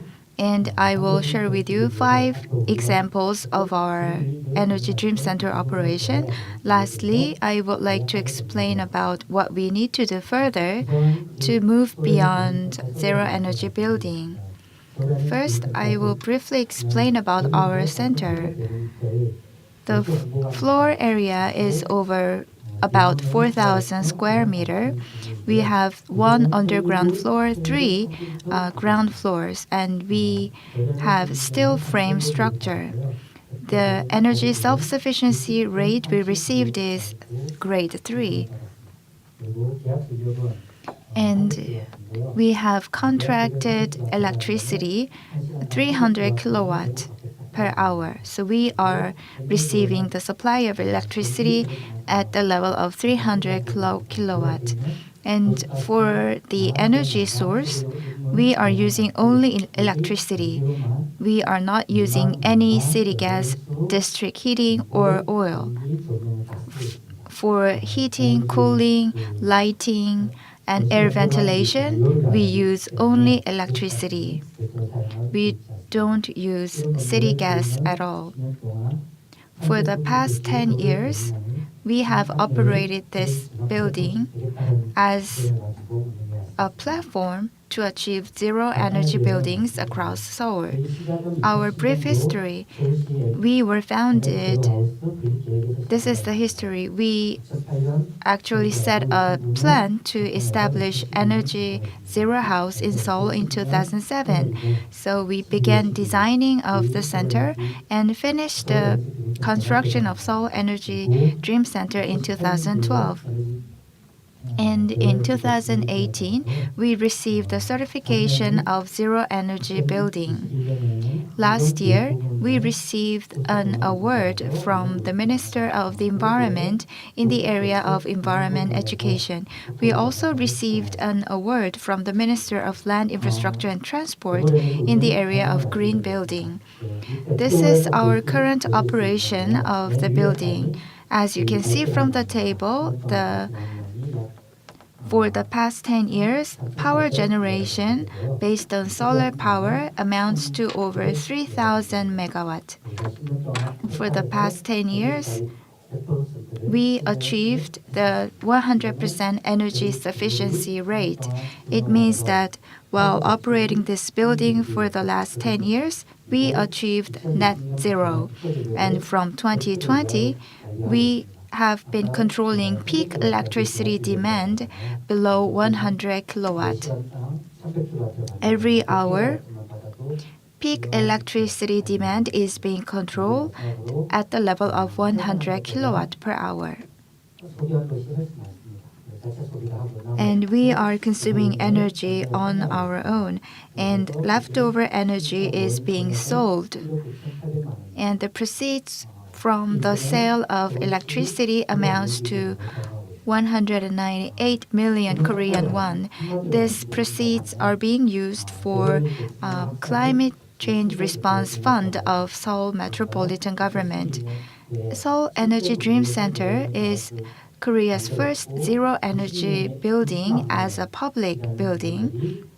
and about 600,000 visitors are coming to this center.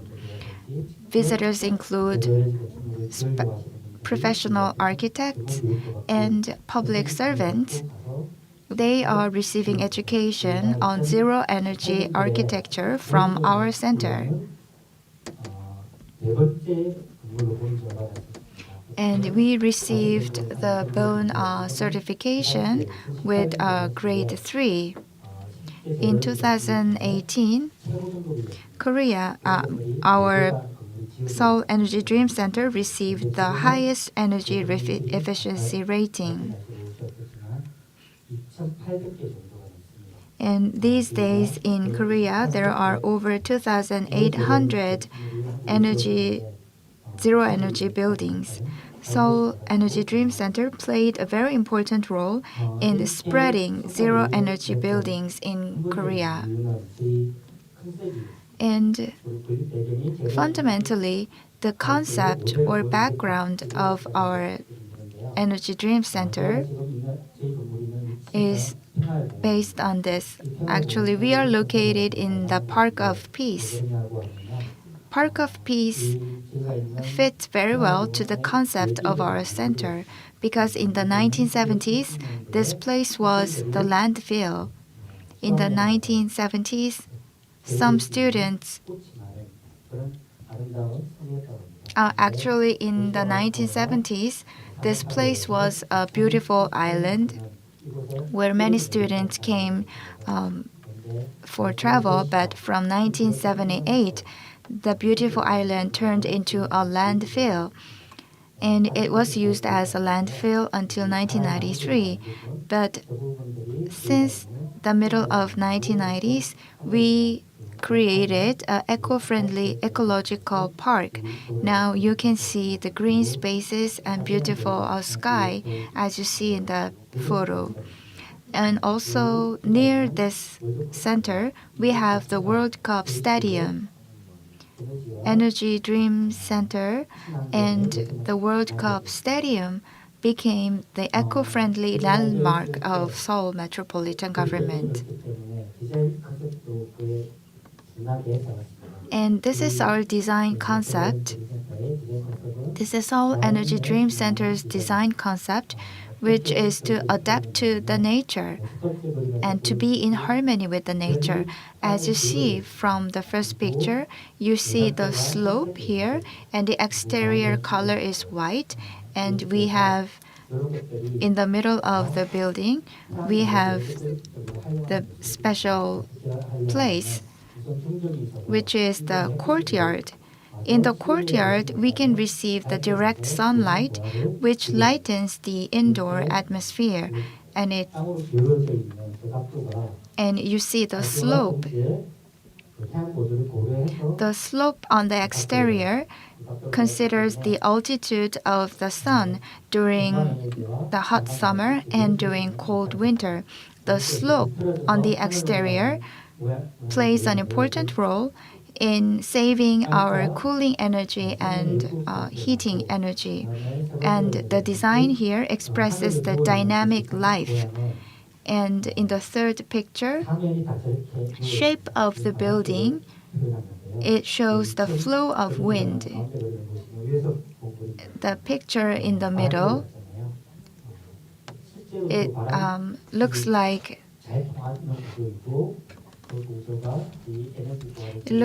a shape of the windmill.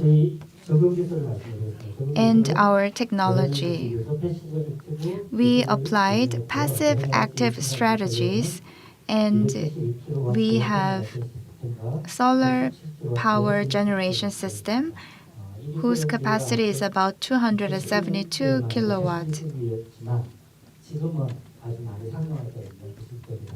So many of the technologies applied to this center are now commercialized.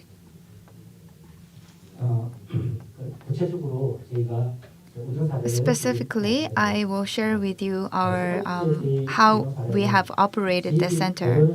First of all, when you operate zero energy building, you need to set a specific standard. We received a zero energy building certification grade 3, and in our certification, it says that our self-sufficiency rate is 60.337%, but in reality, our actual energy self-sufficiency rate is over 100%.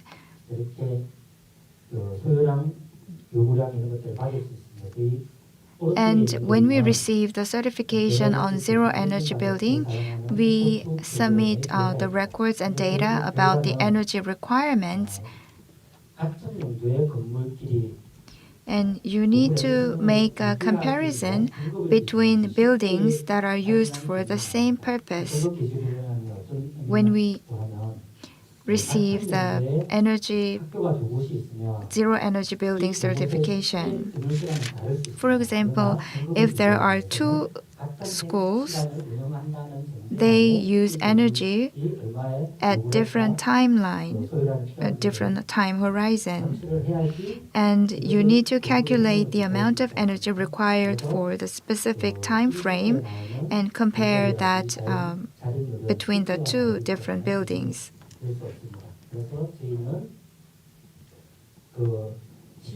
So the certification is based on the simulation result, which is different from the actual energy consumption or energy requirements. And in our case, we wanted to reduce the energy consumption at the level of 80% of general building. So we estimated the adequate capacity of solar power generation, and Seoul Energy Dream Center had a very specific criteria on zero energy building from the stage of design. And this one shows the peak electricity demand and the level of solar power being used for the center. Important thing is that we need to minimize the peak electricity demand.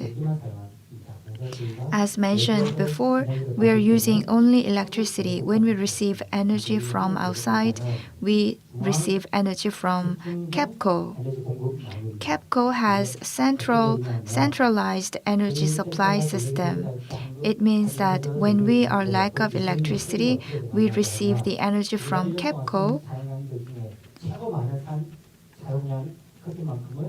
And when KEPCO supplies us the electricity, they supply us the amount of electricity calculated based on the highest amount of energy demand from our center. It means that if we minimize the peak electricity demand, then the amount of CO2 emitted from KEPCO to deliver the energy to us will decrease as well. And we have large capacity of solar power generation. We send leftover energy to KEPCO. And electricity bus that is being used here at the center recharges itself when we have abundant solar power.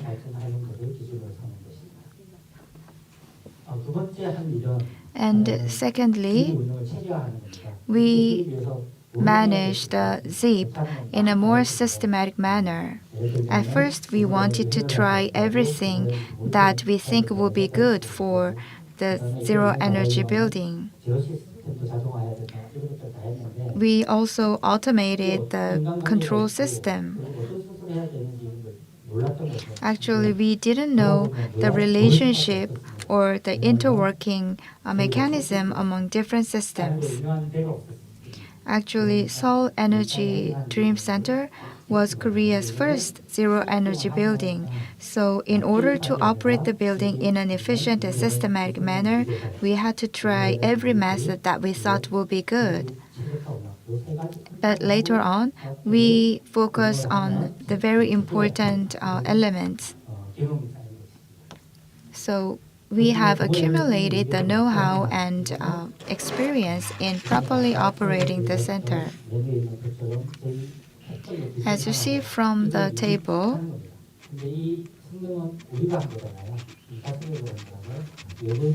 this performance data was produced from our own center, and if we have a third-party institution evaluate and manage the performance, then that could serve as a more objective data.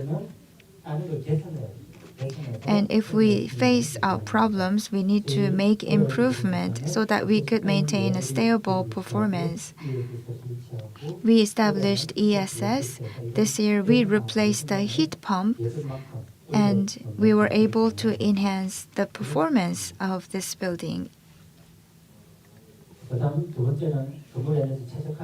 And we optimized the energy of the building. During the solar power generation time frame, we operated the utility facility schedules. If you look at this in different time frames, you can see a specific time frame during which solar power is generated. If you look at the graph on the left bottom, it shows monthly air conditioner usage for each time frame.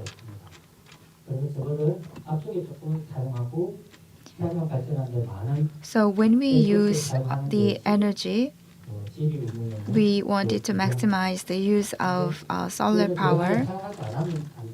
What happens if we don't use this electricity at all? We need to consider various elements. Actually, establishing ESS is a good way to properly use the energy. We can store electricity in the ESS and use the energy when necessary. This is not something that we can do manually, so it requires many automated systems. From 2013, we added the automated facility control system and automated blind control system as well. Next is monitoring of the building energy. We have to monitor everything on a real-time basis. For example, to easily control the peak electricity. And we have to establish BEMS, the Building Energy Management System. So we established the database in 2013. We established BEMS in 2018. And we set a plan to advance BEMS into 2021. In order to achieve carbon neutral city, these are the tasks we need to achieve. First of all, we need to expand the exemplary best practices of SeoulEnergyDreamCenter. We need to develop ZAP operation technology at a higher level. We need to advance the BEMS as well. We have established BEMS, but BEMS is such a large system, it gives economic burden to us, and the size is too large. So we are trying to create a smaller BEMS tailored to the size of our center. And we need to measure the greenhouse gas reduction performance, and we need to verify that performance. That's why we are these days conducting research on this. For example, if the greenhouse gas emissions decrease this year, we need to identify the specific reason for such a reduction in greenhouse gas emissions. For that, we need to study methods to better measure the performance and verify the performance. And if we become successful in this effort, we will be able to create case examples of, for example, advanced countries. And we need to expand ZB training. Every year, we are receiving more people who would like to receive the professional ZEP training. Many of them are public servants, and many students and working level people are visiting us to receive zero energy building education. We are improving our education on the operation of zero energy building facilities. Thirdly, we need to optimize the zero energy building operation to achieve carbon neutrality.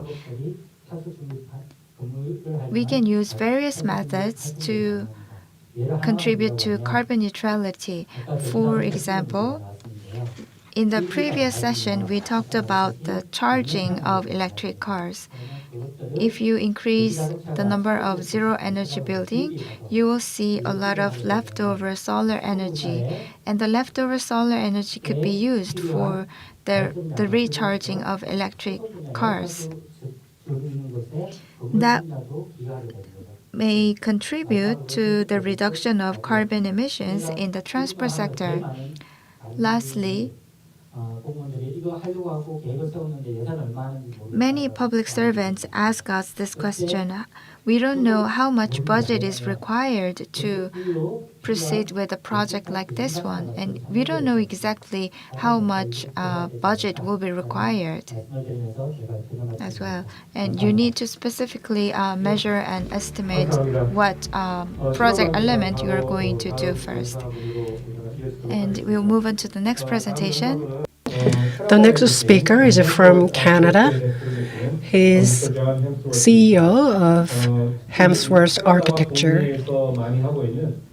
He's going to introduce us wood buildings that are widespread in North America. We can learn some lessons and insight from his presentation, I believe. So, Mr. Hemsworth, if we are ready, please, could you please begin your presentation? Hello, thank you. I appreciate the opportunity to talk about our work. I'm from Vancouver. It's a great honor to be here. Our kind of focus of our practice is the use of mass timber construction and high performance buildings. I'm just going to show you a couple today and then talk about kind of overall our work.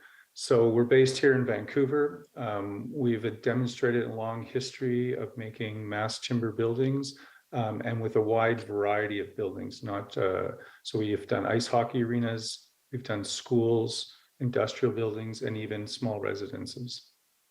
This is a project that I'll talk about near the end of the presentation. So let me get my timing right here. Here we go. Okay. Our work has been recognized provincially and nationally with our commitment to design excellence, sustainable practice, and innovation construction practices. And at this place where we're at right now, it's important that we start to think about construction differently. So previously in Canada and North America, the work was designed and then someone else built it and you weren't really sure who that was. What we've done now, because of the requirements for higher energy performance and use of mass timber, the relationship between the construction industry and the design industry has become much more joined and combined using everyone's expertise. One of our first projects is the BC Passive House Factory. And in Canada at the moment for energy performance, there's a lot of movement towards a European standard of passive house, which is a 90% reduction on the energy performance compared to a normal building. That happens through very good glazing oriented towards solar gain in the winter. It has to do with a very tight building, so not a lot of air leakage, heat recovery, ventilation, so that the energy that you've spent warming the air or cooling it isn't lost, but goes through a heat recovery ventilator. And then very, very heavily insulated buildings, both foundations, walls, and roof. This is one of the buildings that I showed at the beginning. It was awarded the top award in the country, both for its use of mass timber and for its energy performance. But we didn't make up all this stuff ourselves. In Pacific Northwest, from Vancouver down through Oregon into the United States, there's a long history of using large pieces of wood. The trees here back at the turn of the century were very large. But what we're doing now is we're not using trees anymore, we're using engineered lumber. So that might be in the sense of a glulam beam, which is a series of pieces glued together to become very, very strong, or cross-laminated timber, which I'll show you, which is taking smaller pieces, but gluing them in 40-foot or 60-foot lengths, 10 to 12 feet wide. And they replace concrete floors and walls in a lot of our buildings now. So the first thing to understand is how much stronger mass timber is. And it's strong because it's light, if that makes sense. We're in Vancouver in a high seismic zone here. So when we make buildings out of concrete, they're very heavy, and very heavy buildings need very heavy foundations, and very heavy foundations then take more forces during an earthquake. A concrete building is 6 times heavier than a mass timber building, which means if you do use mass timber, you're reducing all of your forces significantly for seismic design, which has become more and more important in our building code. So we use mass timber for a lot of reasons, but one of them is for its seismic performance and its strength to weight ratio. Mass timber is also fire resistant.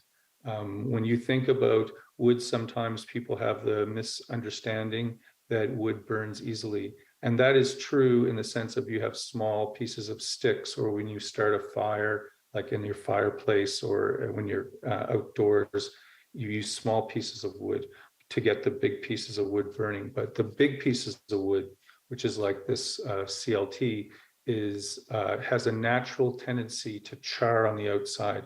Charring is this area here. So if you thought about a big tree in the forest, if there was unfortunately a forest fire, the tree protects itself and the strength of the tree is not lost. It's the same thing here with the cross-laminated timbers or glulam. The tree will char itself. So this is a test facility.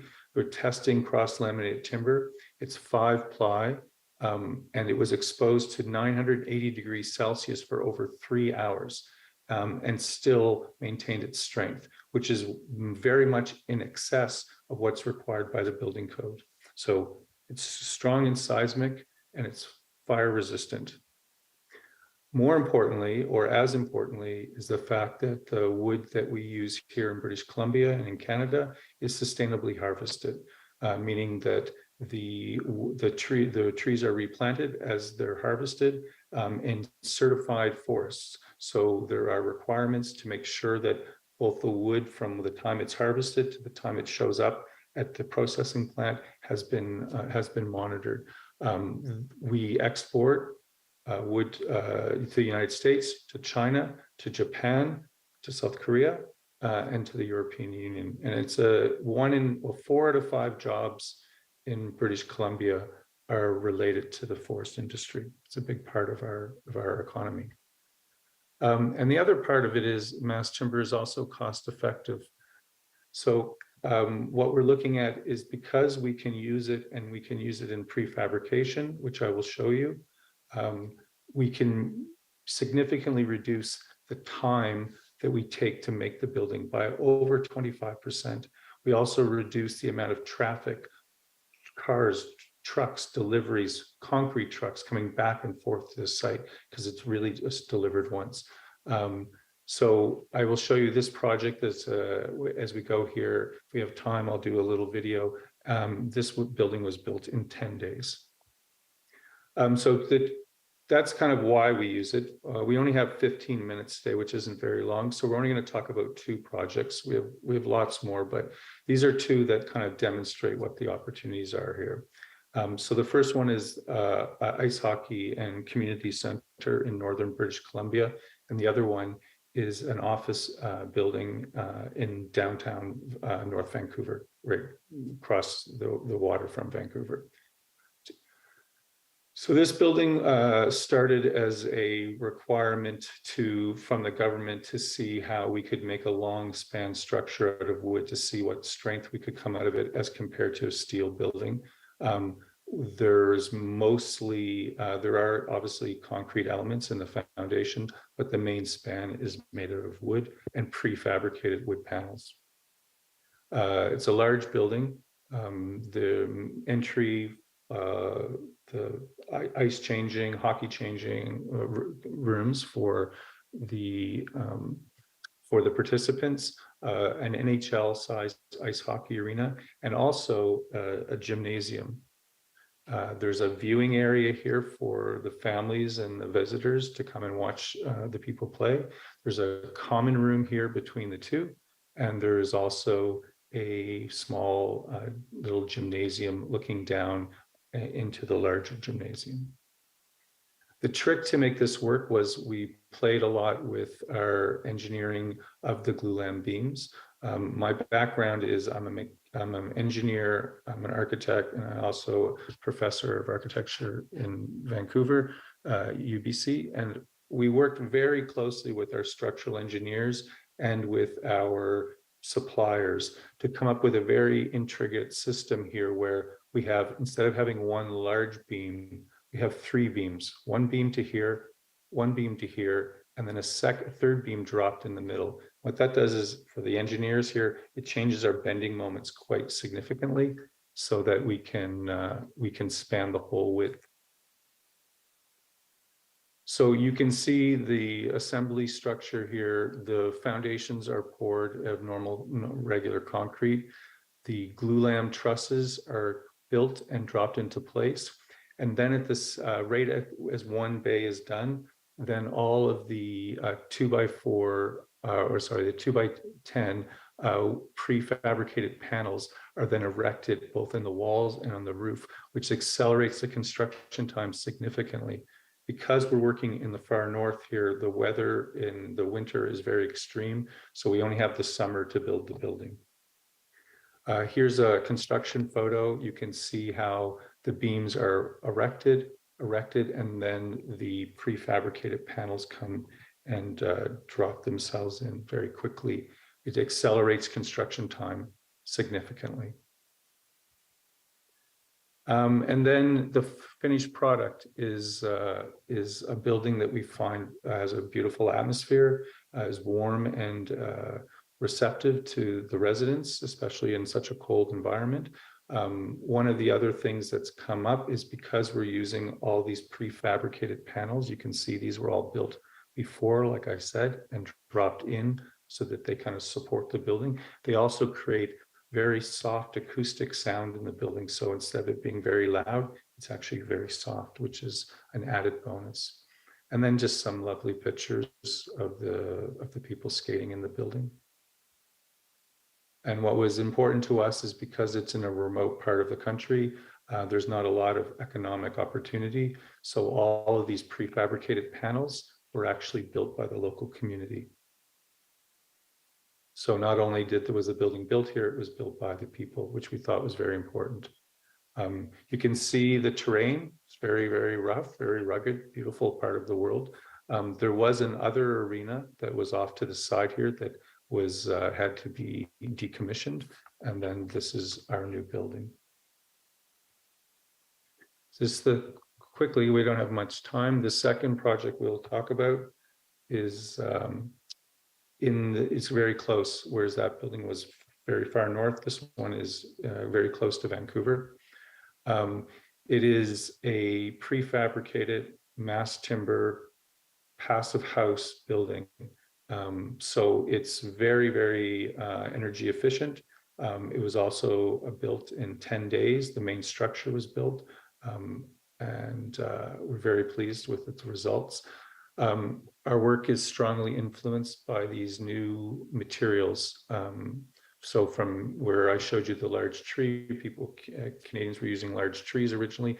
Now we're using a combination of glulam beams and columns. You can see the columns here and the beams, and then these form the structure for the supports, and then the walls, or the floors, excuse me, the roof and the back wall are coming from cross-laminated timber. So what these elements are is they're 2x6s, like small pieces of wood, very long, all laid flat, and then other pieces put across them and glued and compressed, and then another layer glued and compressed, glued and compressed and glued. So this 5 layers of CLT, about 200 millimeters thick, replaces the need for concrete in this building. So no concrete was poured for the floors as they kind of went up. And then more importantly, is because the building is built right next to a building in an urban environment, there needs to be fire protection from one building to the next. So because we know and are confident with the way that wood performs, especially the building is sprinklered, but if it wasn't, and there was a fire, unfortunately, which hopefully never happens, the wood would char, like I said, and would not spread to the building next to it. So these panels were dropped in between the buildings and attached back. On the right here, you see the prefabricated exterior walls. So in the project I mentioned at the beginning, the factory, this is where these walls are built and then erected on site. And this is a finished product. And then a quick little, see how much time we have? Not much. We'll just quickly go through the assembly. So you can see there's no space on the site. The site takes up the whole block. So the first day, the glue lambs come in, and then the CLT panels land on top. And then more of the columns. And then the CLTs that do the fire protection between the two buildings get dropped in. These panels are also insulated from the outside and finished, all prefabricated and dropped in. And then the roof structure, the prefabricated panels on the wall complete the building. And you can see them here now this is one of the panels being lifted up already with the insulation on it. And the strapping to put the cladding on, and then reach down. This is the existing building beside it, the new building here. And then the exterior panels kind of coming up and dropping around the building as well. And this is the finished part. Now I have a couple seconds left, I think. See what they're saying. And I'm just going to quickly show you a short video of how this all goes, if this works. So if you can still see my screen. So this is just a minute long, but this actually shows all the pieces coming together.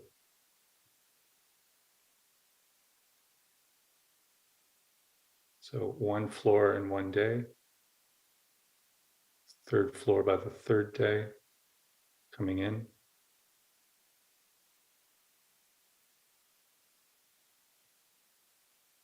The panels that are separating the building and keeping the fire protection between the two buildings.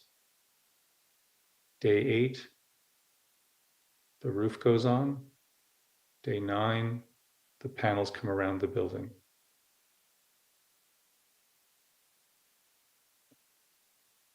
And then obviously it's clad and finished. You can see the final building here.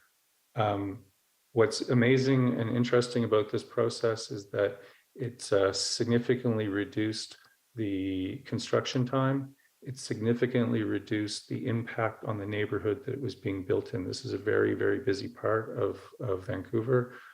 So there wasn't a lot of opportunity to shut down the road and build it. So we took literally months off the construction. I think that is my time. 2 minutes left. Oh, we're right on time. Okay, I would like to thank you for the opportunity to present. We have, like I said, lots more work, but this was a short overview. Thank you very much. Please give a big round of applause to Mr. Hemsworth. I think the buildings he showed us today are new to you. You've never seen them before. It looks very attractive aesthetically as well. Next, I would like to ask Mr. Wong Mun-soon to make the presentation. He is here with us.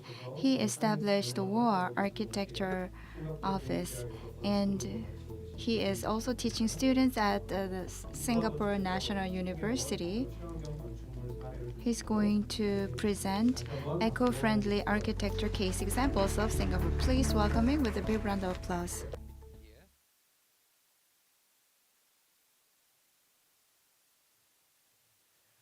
Just the introduction, all our architecture and planning concerns the conception of a happy life in a resilient and a regenerative environment. Approach from system thinking, always making the project objectives and the site more and bigger than itself. I will discuss 4 projects which have achieved the highest sustainability ratings in Singapore and how they go beyond and be biophilic, benefiting humans, and biocentric, mutually beneficial to humans and nature, and they illustrate the holistic integrations of systems. Park Royal on Pickering, Singapore is a hotel and office development. The idea was to create green replacement equal to the urban park that is sited in front of the hotel through replacing 2.5 times of the site area in sky gardens and sky terraces. There is no basement. Everything is above ground to minimize the impact of basement being mechanically ventilated.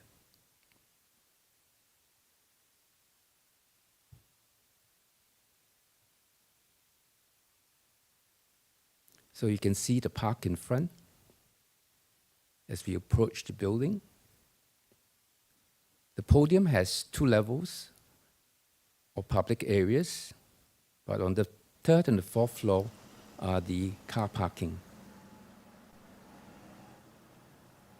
On the roof, you can see we have got the PV panels that power some of the energy that's required for the building.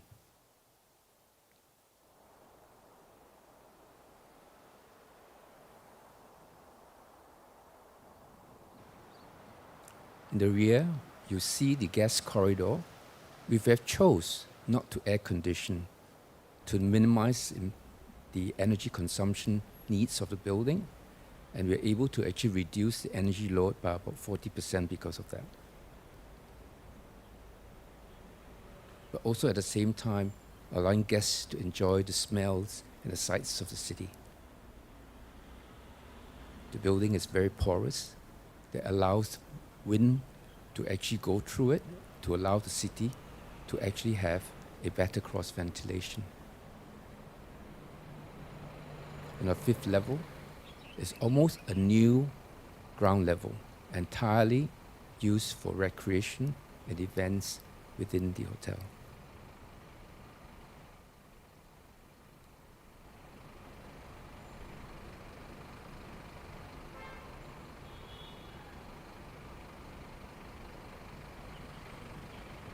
So these gardens are to be enjoyed by the city, by the adjacent buildings, and by people who actually walk around. So it's actually civic generosity that we are trying to do in this development.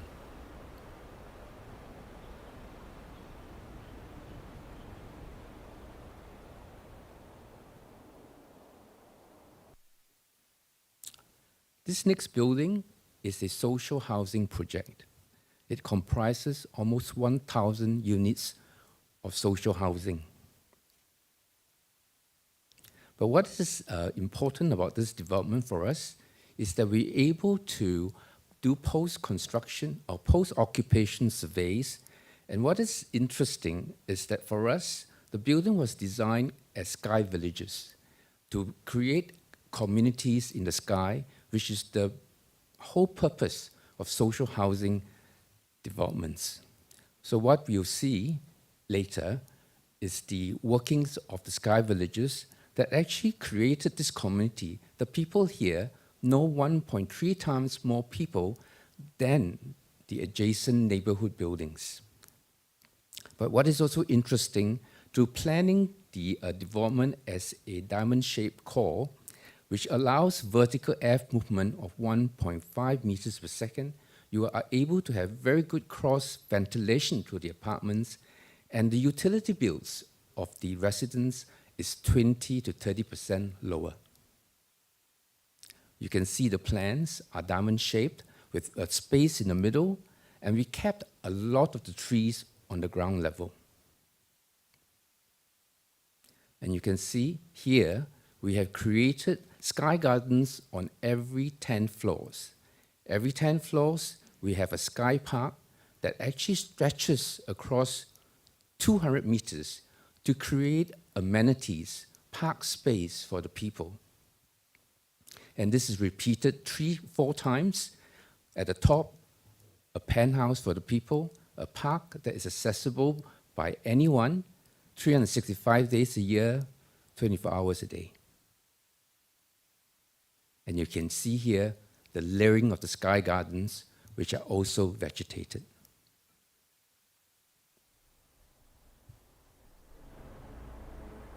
No doubt this residential complex is quite big scale. It's like concrete jungle, but yeah, at the same time, it is quite small scale in the sense that the units are actually housed within certain villages. They're actually connected by all these intermediate sky gardens. It makes us want to not just stay within our homes, okay, but really to spend some time outside to just interact and bond with one another.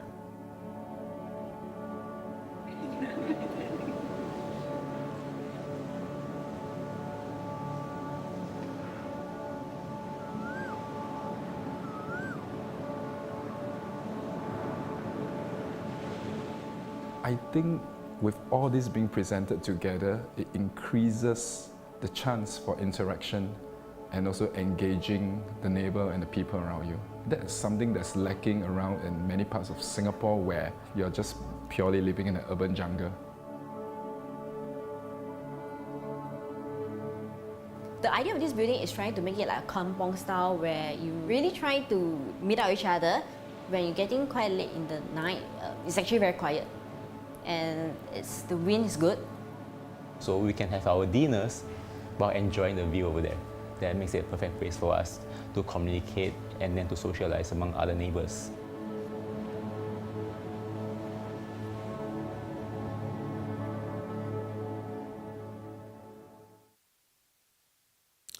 This next one looks like a tree to you, but it's actually a rethinking of a skyscraper. It's a New York-style skyscraper occupying 45 meters square of land only. And you can see the material that we have chosen to use is drastically different from the adjacent buildings next to it, which is steel and glass and concrete. We have chosen to clad ours as a living facade.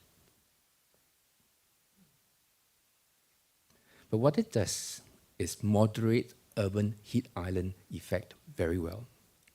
As you can see on the right, which is a neighboring building, Tanjung Pagar Center, the surface temperature of the building is 45 to 56 degrees C, whereas that of the Old Asia Hotel in downtown is almost half, 25 to 35 degrees C.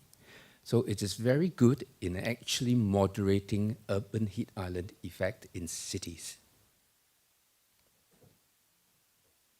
But even more, the amount of landscaping that we've introduced in this development is 11 times the site area, 1,100%.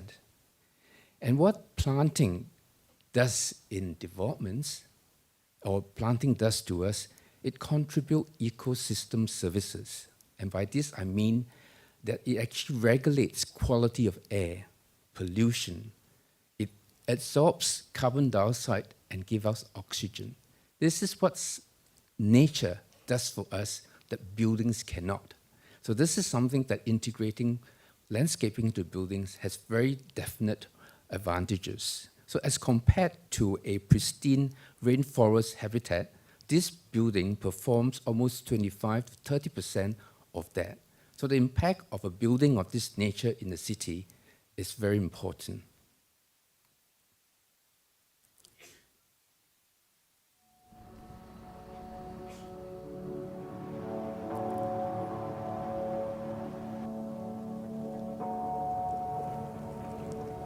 It is a living building. The facade breathes and it actually grows and it changes. And it brings in landscaping, it brings in biodiversity.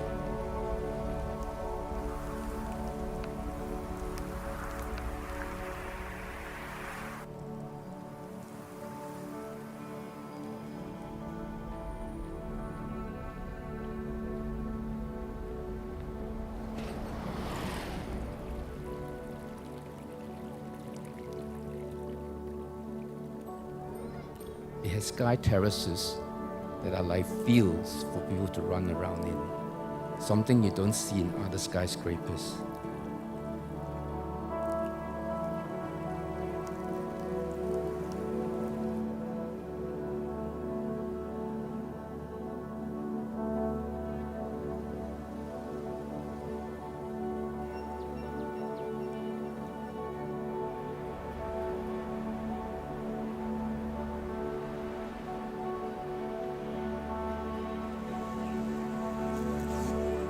It has insects and animals.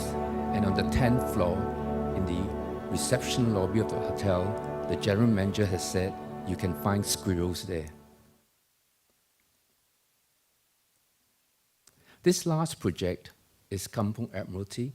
It's yet another social housing project, but for the elderlies.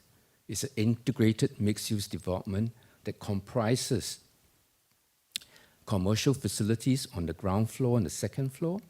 On the third and fourth floor is a medical center that occupies the almost entire site area, providing shade and shelter to a very public plaza that can be used throughout the year, rain or shine.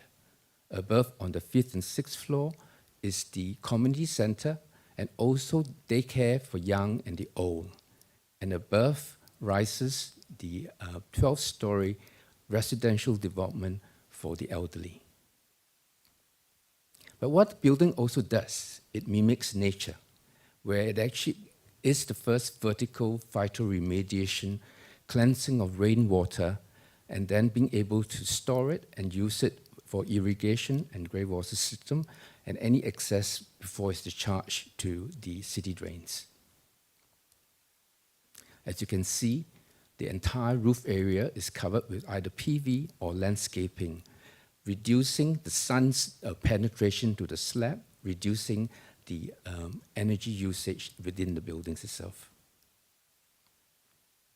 But what is also interesting is that compared to the neighborhood park, which is on the ground, this development has 17 more species of animals compared to the one on the ground, primarily because of one reason. They do not use fumigation or pesticides. This was actually all natural.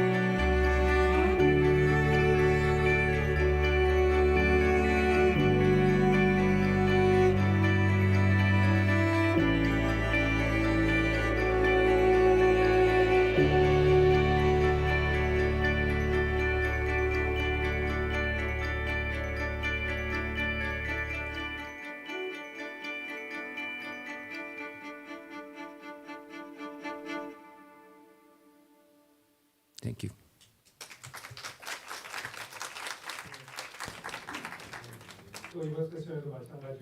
In the second session, we were able to learn from the presentations beautiful buildings in harmony with nature. In order to build such buildings, we need landscaping experts and ecological experts to design such a building. Especially Korea has 4 different seasons, unlike Singapore.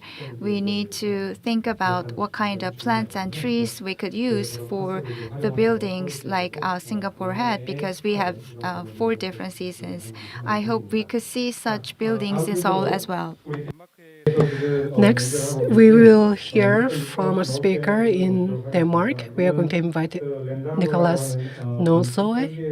He's working for architect and consultant Landager, and he's interested in sustainable construction and circular economy.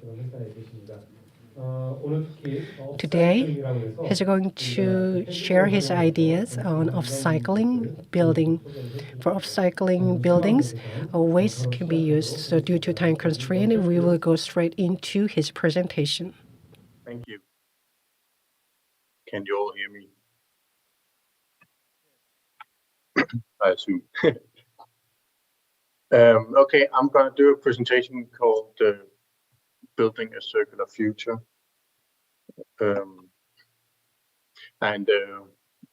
We are Lindager Group. And we work with, as you say, upcycling. Our entire philosophy is based on a world without resource scarcity.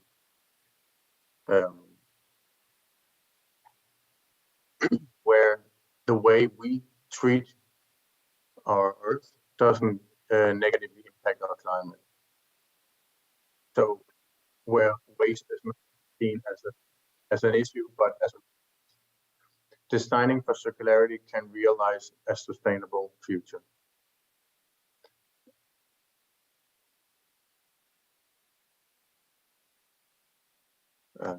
Yeah. So as you see now, this is the world as we know it. Full of traffic, a lot of people, a lot of production, a lot of consumption, and a lot of growth.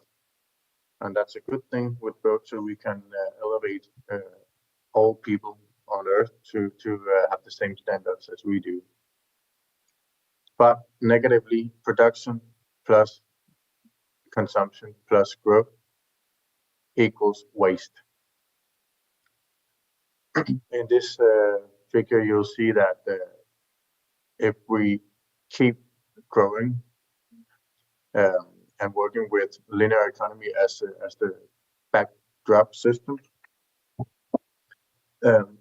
we will see an increase in waste and just in virgin material extraction. So we have proposed a new paradigm for how waste can become a resource for building, because our actions affect the planet, which affects our ability to do something. That world, we believe, can be real.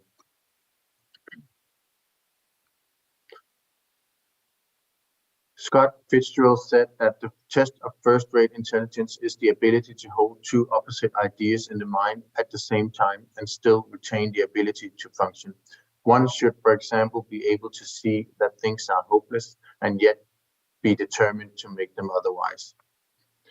That's why we have worked with design for circularity as within circular economy as a tool and as a implemented strategy in the whole way we work. We look at resource as innovation with the added a disruption factor, and then we consume, and what we consume can become prosperity and growth, still creating jobs by innovating and reusing the resources. So the opportunity we see is that we design the world tomorrow with the waste of today, while we design a world with no waste. I have some projects to show that will show this direction. First of them is the resource roads. The resource roads is a common housing and rental housing project where you see there's something going on with the bricks. There's a lot of reused materials in this. There's also a resource thinking about the social resources, social economy, and social the approach to designing. This is the project as it looked when we designed it in the municipality drawings. The things going on with the bricks is that we invented a whole new methodology and a new system of how we could cut out bricks, because back then in 2010 there were reports coming out in Denmark that we have more than 12,000 empty houses. These houses, we thought, why are they left empty? They're left empty because people moved to the city. So we thought, let's take the materials with them, the houses with them. This is, of course, not an easy task. All of these buildings were built with cement mortar between the brick, meaning that we cannot take the bricks apart. So we invented a system where we could cut out the bricks in squares and then put them into a mold and back glue them with concrete. Our initial idea was not to back glue them, but it was to stack them on top of each other. But with every journey where there is a development going on, you will have to accept that towards your goal, you make some stops before you actually arrive at the estimated or the point where you want to go. But the difference being that we recycle bricks just brick by brick, or we recycle bricks with the mortar, is actually an additional 10 kilos of CO2.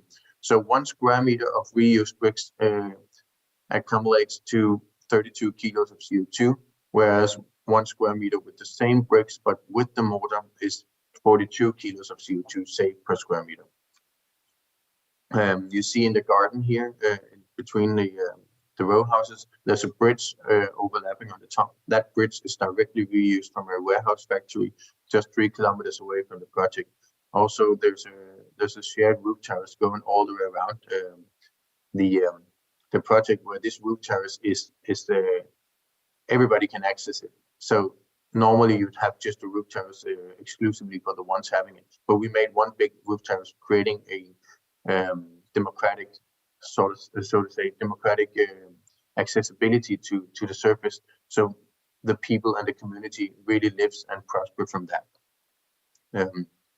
And you can see we also created a lot of opportunities, like having a book shed, and there's a bike repair room with all the tools already. So all the wood you see in the right photo is also directly reused from building the metro project, and then we used it to clad over the windows. Also in the left corner you see down here, there are some roof houses on top of the project. They were also made entirely out of discarded resources, old windows, old wood, and then discarded construction wood. So in weight distribution, we have upcycled 9% of the house in this project. In CO2 distribution, that we count for 10%, but in cost distribution, it has costed 20%. So how does that hold together, you'd ask? The entire project has been built on a totally standard benchmark project. So we have just redirected some of the resources from other parts of the project into this upcycling part. Entirely, the project was made below benchmark economy, 1% below benchmark economy, and that's with a basement parking. The other project I want to show is called the Upcycle Studios. This project is a more simple project. It's only 20 row houses in total, and we wanted to do it with only 3 primary materials. So there's the concrete, there's the wood, and then there's the windows. all these materials are old materials that have been reused. The project with the concrete is that we made another project before that where we wanted to reuse concrete in the flooring. Then we saw this was a very good idea, so we created a new concrete for the structure. We had to make a new company ourselves. Did all of the testing twice a day. We were up there and do a lot of testing on the concrete. And what we found at the end and developed a recipe for is that this concrete is 45% reused crushed concrete, and then the cement, the water, and the sand is as normal. But 45% of the concrete is reused. And we have kept all surfaces untreated. Only the wood have been treated with oil. Or else than that, everything is as natural as it's built. This also helps provide the understanding of what you see is what you get, and also the access to repairability. So if anything breaks, it's easier to see where it's wrong if the material is built of what is it you see. The wood you see in this entire project is made out of discarded wood from a floor maker. A lot of short lengths and a lot of wood with a disease where it gets some miscoloring. And we've taken all this wood and built walls, internal walls with it, and built the flooring. So a lot of things are working against reusing and upcycling. There's a lot of systematic approaches that's working against it. There are regulatory things working against it. But we've found processes where we can deal and communicate with this. For instance, the floor, the normal floor guide will not allow that you use these small legs, but we found that we needed to change that. So we made a new description of how to lay down the floor. The Upcycle Studios is part where it's connecting to a commercial area and connecting to a housing area on both parts. That's why we created this double high room where you can have a business shop or cafe if you want, and it's actually been used like that. The window part.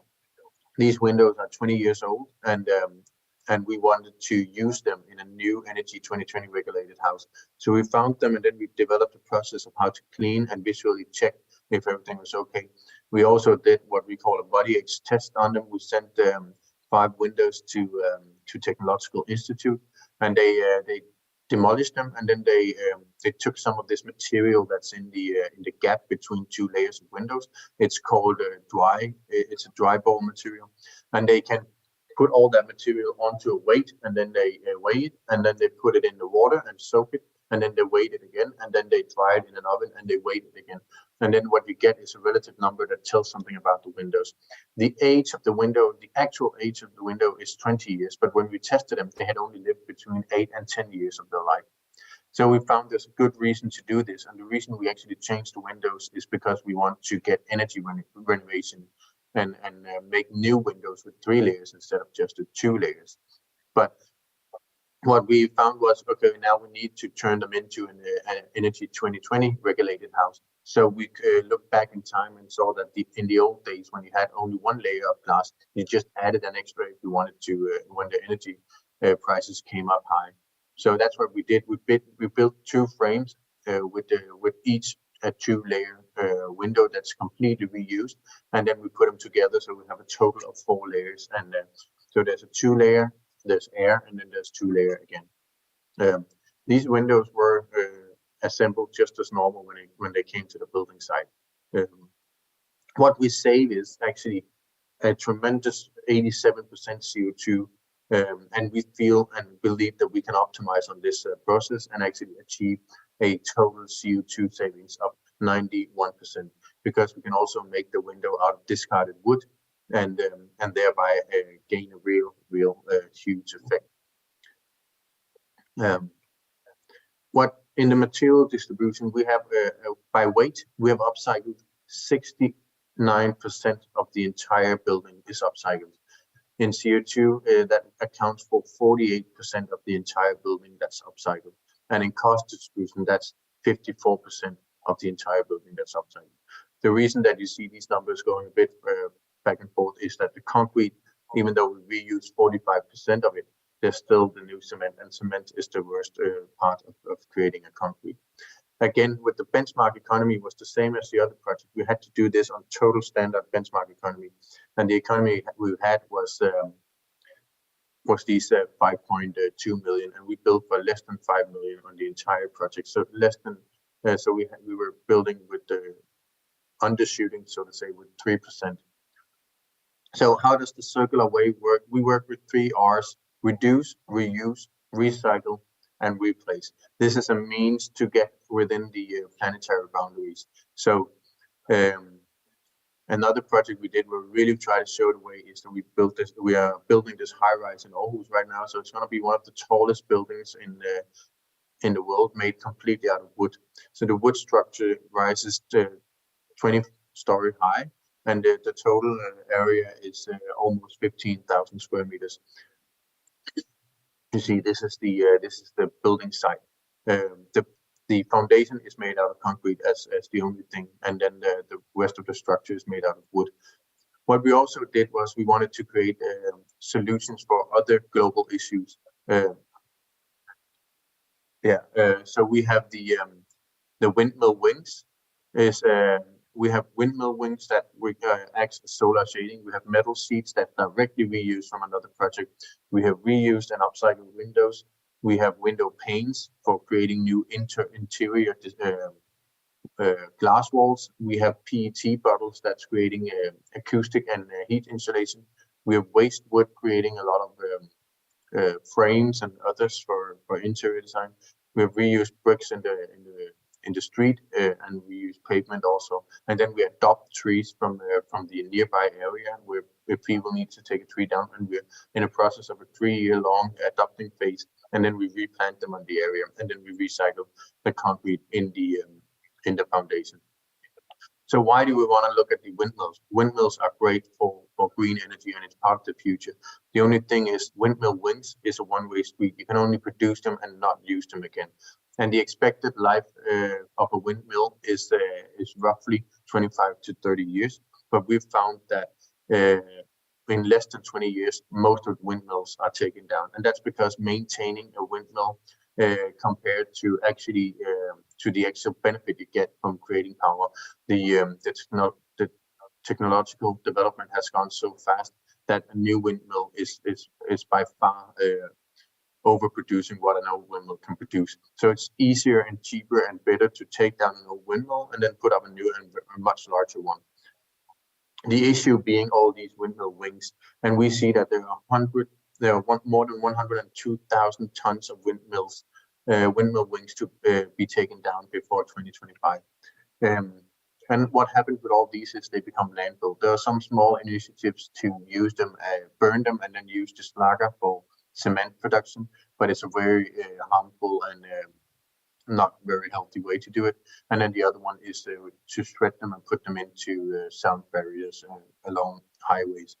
We want to reuse the inherited carbon that's in the structure and reuse the structure with some of that integrity that it has. So what happens today is that you produce, you plan, you produce, you mount, and then you have it and maintain it. And then at the end of life, you dismantle and then you handle that waste. So what we want to do is we want to harvest, dismantle, and then do a cutting technique where this is where we shoot it in between dismantling and burning. And then we store it for a while until we know where to use it. And then we make quality checks, and then we produce this new solar shading that we do. A lot of this takes a lot of testing, and this is what we specialize in, is finding solutions and testing our way to it. So there's been burning, there's been a lot of stuff to accommodate this. The project, as you see here, will have, with all these window holders, going to be a solar shading connected to it. And as you see here, all these aluminum cladding are also directly, we've found a process where we can actually get the warranty on, and we've tested the ligation, so we know exactly what kind of aluminum we're using. And thereby we can deliver into the project, into the built environment in general. All of these ideas are meant to be spread out. So we can show a way, and we can clad the entire project with a total of 97% savings on CO2. That's how much we gain from directly reusing these windmills and metal seats. The last thing I'm going to show you is that we do, as a tool to how to understand what we can do, we do resource mapping.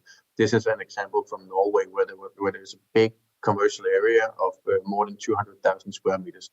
They wanted to demolish that and take it down because Oslo in Norway is so expensive to live in that it's a better economy to turn that into housing instead of having a commercial. So they plan to take everything down, and what we said is, hey, can we stop? Can we please get them to map the area so you can see what's there?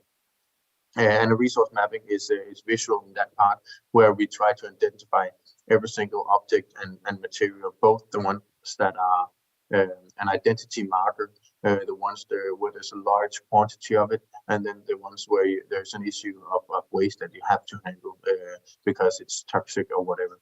The mapping becomes a central tool to communicate between demolishers, producers, architects, engineers, owner, all of these to client. Everybody can sit around the table and communicate around the same tool and get the same understanding. This is a crucial and important part of actually succeeding with doing these projects so sustainable and with circular economy, is that you share the vision all together, and this tool helps doing that. When we map these buildings, what we see is that on average, all weight distribution on all buildings are between 80 and 90%. In this project, it's even more because there's a lot of parking. But we've mapped more than 2 million buildings and square meters. And what we see is that generally concrete in weight is more than 80 or 90% than all buildings we've mapped. That says a lot. We need to find a way to not use concrete. Concrete alone stands for 6% of all CO2 emission in globally. So we need to find alternatives and only use concrete where it's most necessary. What we'll also do is that we highlight where in the project all of these materials are and where the quantity is and how to activate and how to access it. We also present an idea catalog of how to use all of these materials, which is the one you see out here. It comes as a solitary work in itself. So there's a lot of ideas on how to use that. And we use that both as architects for ourselves, but also when we do it for other clients where we're not the architects. This project generally, we showed that if they turn the strategy of not just taking down, but also reusing the resources with our experience in all the resources we reused, we see that they have values of 1.5 billion Norwegian kroners in materials. That's converted from what would have been 20 million kroners of demolishing. So you turn 20 million of demolishing into a value with new materials in your new project of 1.5 billion. I think that's really interesting for them to know, and it's changed their entire strategy on how to do this. Also, we've done work with plastics, done Olympic chair. I'm just going to go to the end where I'm going to show you. We've been in Uganda and used our knowledge on reuse plastics to help them under refugee camps on how they can collect plastics and build their own building material out of plastic. So this is plastic roof boards that they're making out of their own waste. So what can we learn is what I want to end up with. Don't build, I said as an architect, and of course, I mean, seriously, if you can avoid building, don't build. The next thing, if you have to build, then preserve and use the buildings on site. If you have to demolish, then create a circular building site where you use the materials directly. And if you have to build new, then build as much with bio-based materials like waste wood and wood to create a carbon bank. Thereby, all the resources you've used, they act as a carbon bank. Thank you, and thank you for listening to me. Thank you. Thank you. Thank you very much.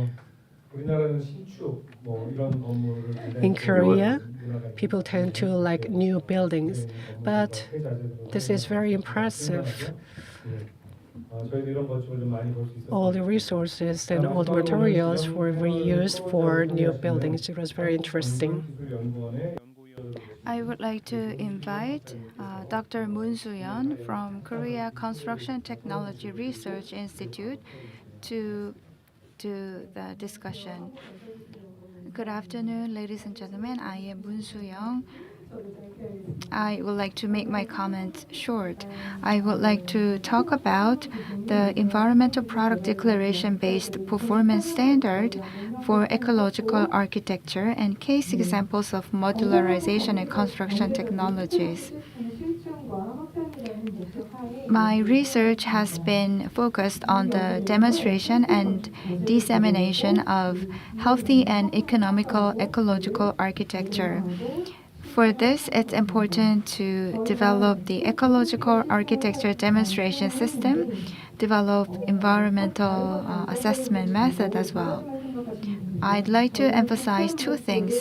First of all, we use the locally produced wood materials 100%. And compared to the Portland cement, the Korean locally produced material, which is called eco concrete, produces 90% less carbon emissions. This is an example, which is a library in Nowon-gu district. So the materials we used for this building is very important. We used eco concrete and locally produced wood materials. With these two materials, we were able to reduce carbon emissions by 27 tons per year compared to other materials. And the next case is an example where we had trials and errors. This is a building located in Jinju City. Here, there are two key points. We used the locally produced materials 100% and we used eco-friendly concrete. Only these two things are very important. We used locally produced wood materials. So this is beautiful. This is a flower shop located in Jinju, in the city of Jinju. With these buildings, so we actually compared the difference between these buildings and RC group. For example, in terms of climate change, wood architecture that used wood materials, rather, RC emits more carbon dioxide than wood materials. We calculated various indicators and we were able to see that the existing RC emits carbon emissions twice that of wood materials. Thank you for your comments. I would like to invite all presenters and to the stage for discussion. We listened to the presentation from overseas case examples. What did you feel? Actually, unfortunately, I was thinking about the budget. How much did they invest in building such architecture?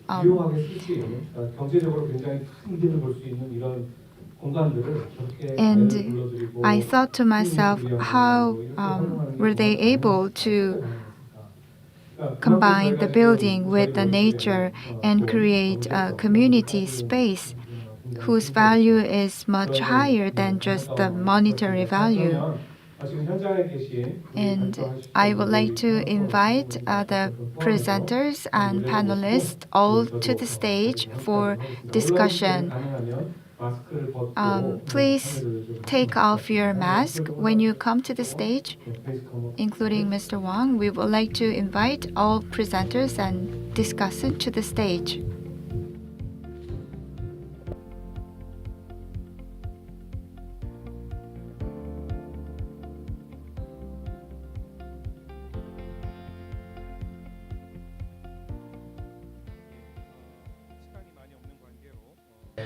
Since we are behind the schedule, I'd like to ask each person a question.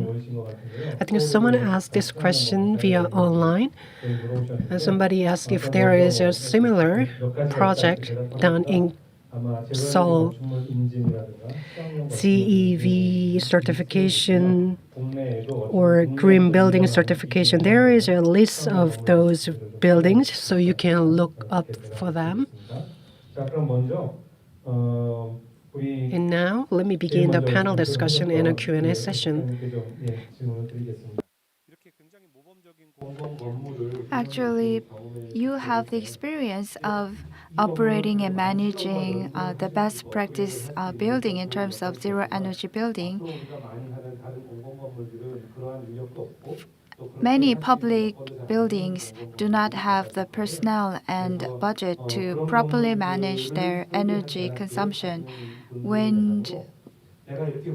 For the designers and constructors of zero energy buildings, could you give some advice? Could you give some advice to those who design and manage the zero energy buildings? It could be architects or it could be the management, top management of a company.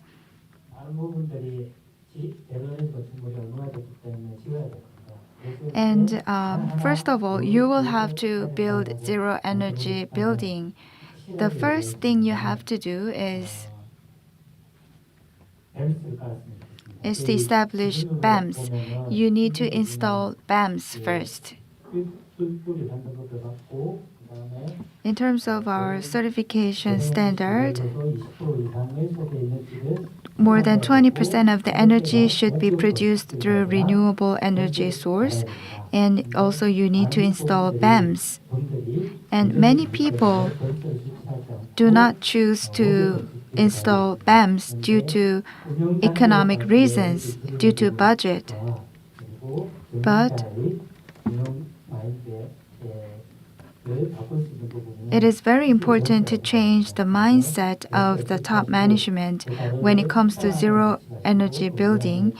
And please make sure that you have BAMs in your building so that both the owner of the building and users can see what's in BAMs. I also have a similar experience. I worked on a very special hotel, and we installed BAMs, and it was an automated BAMs. And in order to do the commissioning of the BAMs, we had to actually do the work manually. So you mentioned the importance of BAMs. I'd like to ask Professor Hemsworth the next question. You introduced us the benefits of wood structures, and you also introduced some advantages of those structures. My question is, we are trying to spread and increase the use of wood structures, and the government is working on it as well, but wood as a material is not produced in large quantity in Korea, and especially for wood for construction. For the past 30 years, Korea has a lot of projects on forestation, and we now have different types of woods. But still, we have a long way to go before having enough wood for constructions. In North America, including Canada, you've been working on wood structure field for a long time. So what cooperation have you done with the forestation or forest industry or the authorities, so that is there any lessons you want to share with us so that Korea can increase the use of wood for construction as a material? Thank you for the question. What the government did here a number of years ago was to start what was called a wood first policy, meaning that all public buildings, if they could be constructed of wood, were to be constructed of wood. And what that did is it accelerated both the design of these buildings, but also of the production. So we have now more of the CLT and glulam productions coming on. There was a new facility built last year. There's another one being built this year. There's a new one in outside of Seattle. And so by the government kind of taking leadership role and saying that this is our one way to combat the amount of like sustainable options, by the government taking the leading role instead of letting industry or the designers be the ones pushing it, created a huge change to the way that buildings are produced here. I'm sure that they were also influenced by creating more jobs and more opportunities for export too. So that's what changed here, is that we've always had the ability to use timber, but not necessarily mass timber where it's a produced material. And the government was very instrumental in making that happen. And so we've been very beneficial because of that. So that would be my advice, is that when you look at how you're going to maintain or address the carbon and the sustainability crisis, it's no longer a choice. You have to build better. And so if the government isn't going to take a leading role in that, they're never going to get to those goals. So that's what changed here. And now we're still kind of learning as we go, but there's lots of opportunities to share that knowledge. I think that must be a good lesson for officials from Seoul metropolitan city. We are here in SEDC. 10 years ago, we were introducing new technologies used for SEDC, but as somebody mentioned earlier, and as Professor Hemsworth said, so metropolitan cities should take a leading role in increasing use of wood as a material.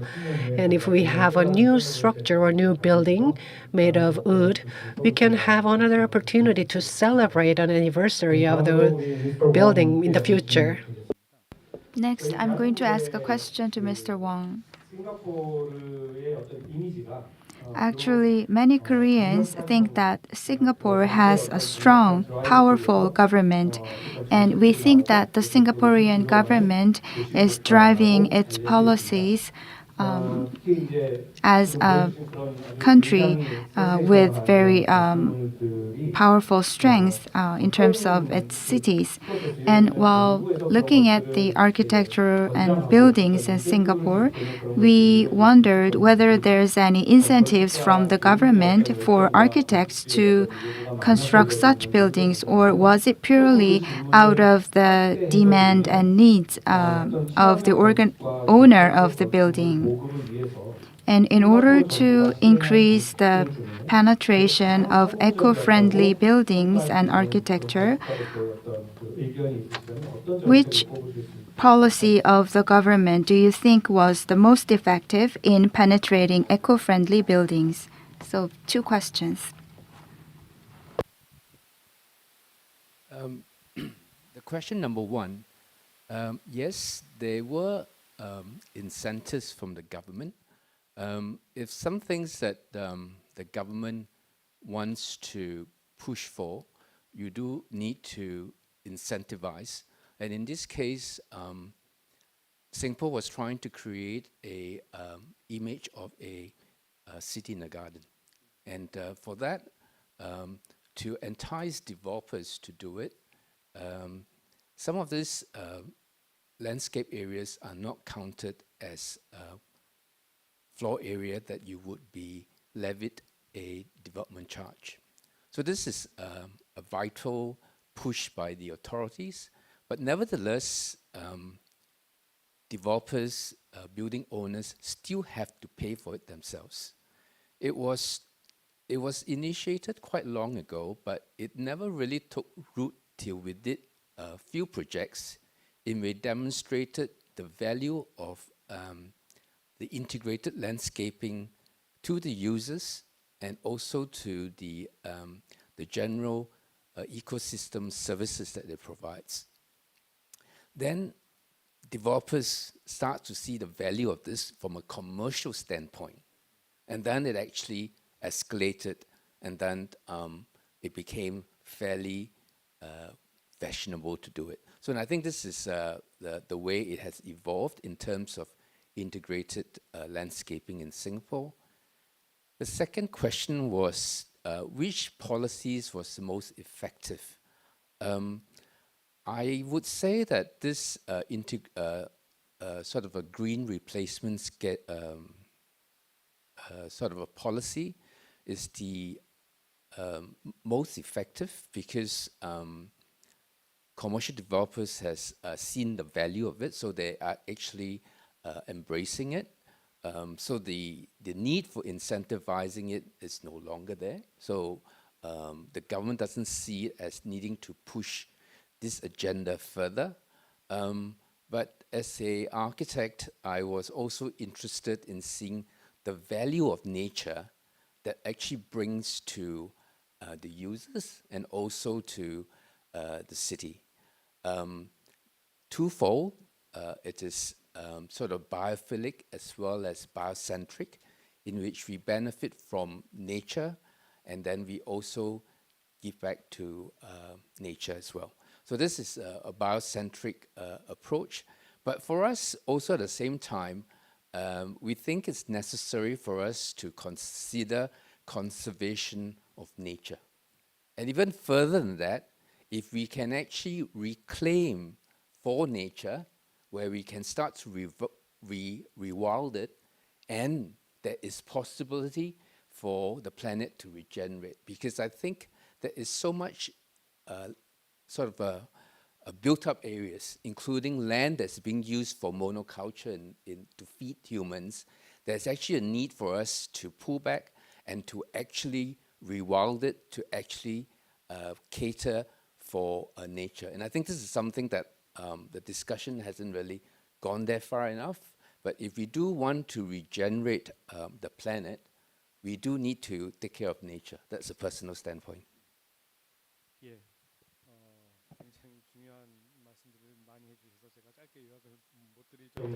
So he mentioned very important points, and I was able to understand the importance is in the value of nature. And although the government has strong policy and momentum, the owner of the building and people in the commercial side already recognize the value of nature and the harmony with nature in their architecture and buildings. And I also hope that in Korea, many Koreans, they put much value, especially they put emphasis on the economic value of property, but I hope that Koreans will also gradually recognize the importance of nature further when we talk about the value of property. Last but not least, I'd like to ask Mr. Nicholas Norsoe a question. Northern Europe and countries in Europe, including Denmark, have used discarded materials for construction. So what is the ratio or share of discarded materials used for new construction? Is there any system or regulation or plan at the level of the European Union to encourage upcycling building? A specific case or example would be nice. Yes. So actually, the EU is right now making a taxonomy process where they are. Yeah, sorry, my sound is on a different part than the camera. So they try to push that we have to account everything we do, and thereby account through EPDs and LCAs how we build and what we build with. Of course, every system has its loops. So I think this is the beginning of the right transition, but it's not the final point yet. Because what we see is that we are left right now to doing these environmental product data, but the responsibility is put on the producers, and the producers are not responsible to have full transparency on everything. Which right now we're discovering that in Denmark, for instance, there are sold more green certificates than the actual amount of green power produced. And that is hard to see because we don't have the transparency requirements for EPDs, for instance. And just to say that whenever something becomes valuable, and it becomes a valuable asset to have a low CO2 impact, then every single company will have incentives to find a way to go there. And one of the ways is to buy the greenest energy. I'm not saying it's a bad thing. It's just that we need to be careful that it's not just the biggest ones taking all the green energy and not really looking at how they could reduce the amount of energy needed to produce something. Just as an example, producing stone wool is almost twice as energy demanding as producing glass wool. But in the EPD part, the rock wool is greener because they have the greenest energy. So I'm just saying that maybe if we find a way to produce the same things with less energy and not actually what we see right now is that we are beginning to look at, maybe we should not look at the EPD part, but we should look at how much energy per kilojoule is a building erected by. How much energy in kilojoules or kilowatt is the insulation? How much energy in the wood? So because in that way, it doesn't matter if your energy is green or not. You should, no matter what, try and produce it with the least amount of energy. Also, I want to say I agree both with Mr. Wong and with Mr. Hemsworth that there's the whole mimicry, biodiversity is extremly important, and we try to take that into account with every single project we do, looking at the local bio community, if you say, and when it comes to the American, like the governmental things that have gone forward in order to push for wood, I think all countries could produce a lot more wood, but you also need the government to take action in the part where they say they reserve areas. I know America is a huge country with a lot of forests, but here in Europe we have maybe a little less of it, especially in the, so to say, mainland. So it's important that our governments reserve areas for production wood and not lay all the nature areas out for wild nature, because producing wood is a good thing, and right now in Europe we have on average a reforestation of, I think it's almost 8%, so it's good. In Denmark alone it's 12%, but we are also creating a lot more areas for wild nature, and we have to find the right balance so we keep both the biodiversity and can produce the wood. That was just some points. I can probably keep on. Also, I want to say a last thing maybe is that it's necessary that we have us, the privates or the developers and the architects, going together on pushing the agenda as far as possible, because requirements from a government can only take you this far. So what we want, we look at ourselves as someone that paves the way into new solutions, but we're just a small company. We alone cannot do all the work. We just show a way with doing something, and then it's important that others and bigger companies also try and take up the same direction and say, okay, that's actually feasible.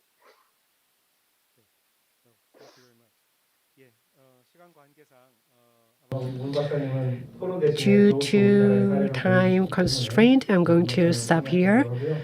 And we already heard from the panelist, Dr. Moon, so I'd like to say goodbye to all of you. And now this will bring us to the end of session 2. Thank you very much. With this, we finished the second session. I would like to thank the moderator, presenters for today's symposium. Thank you very much. Please give them a big round of applause. With this, We have now come to an end of the international seminar commemorating the 10th anniversary of Seoul Energy Dream Center. We will wrap up the seminar. Although it was for a short time, I would like to thank you all for your contribution to the seminar. And our special gratitude to all participants and audience online and offline who have been here with us despite the very cold weather. Thank you very much.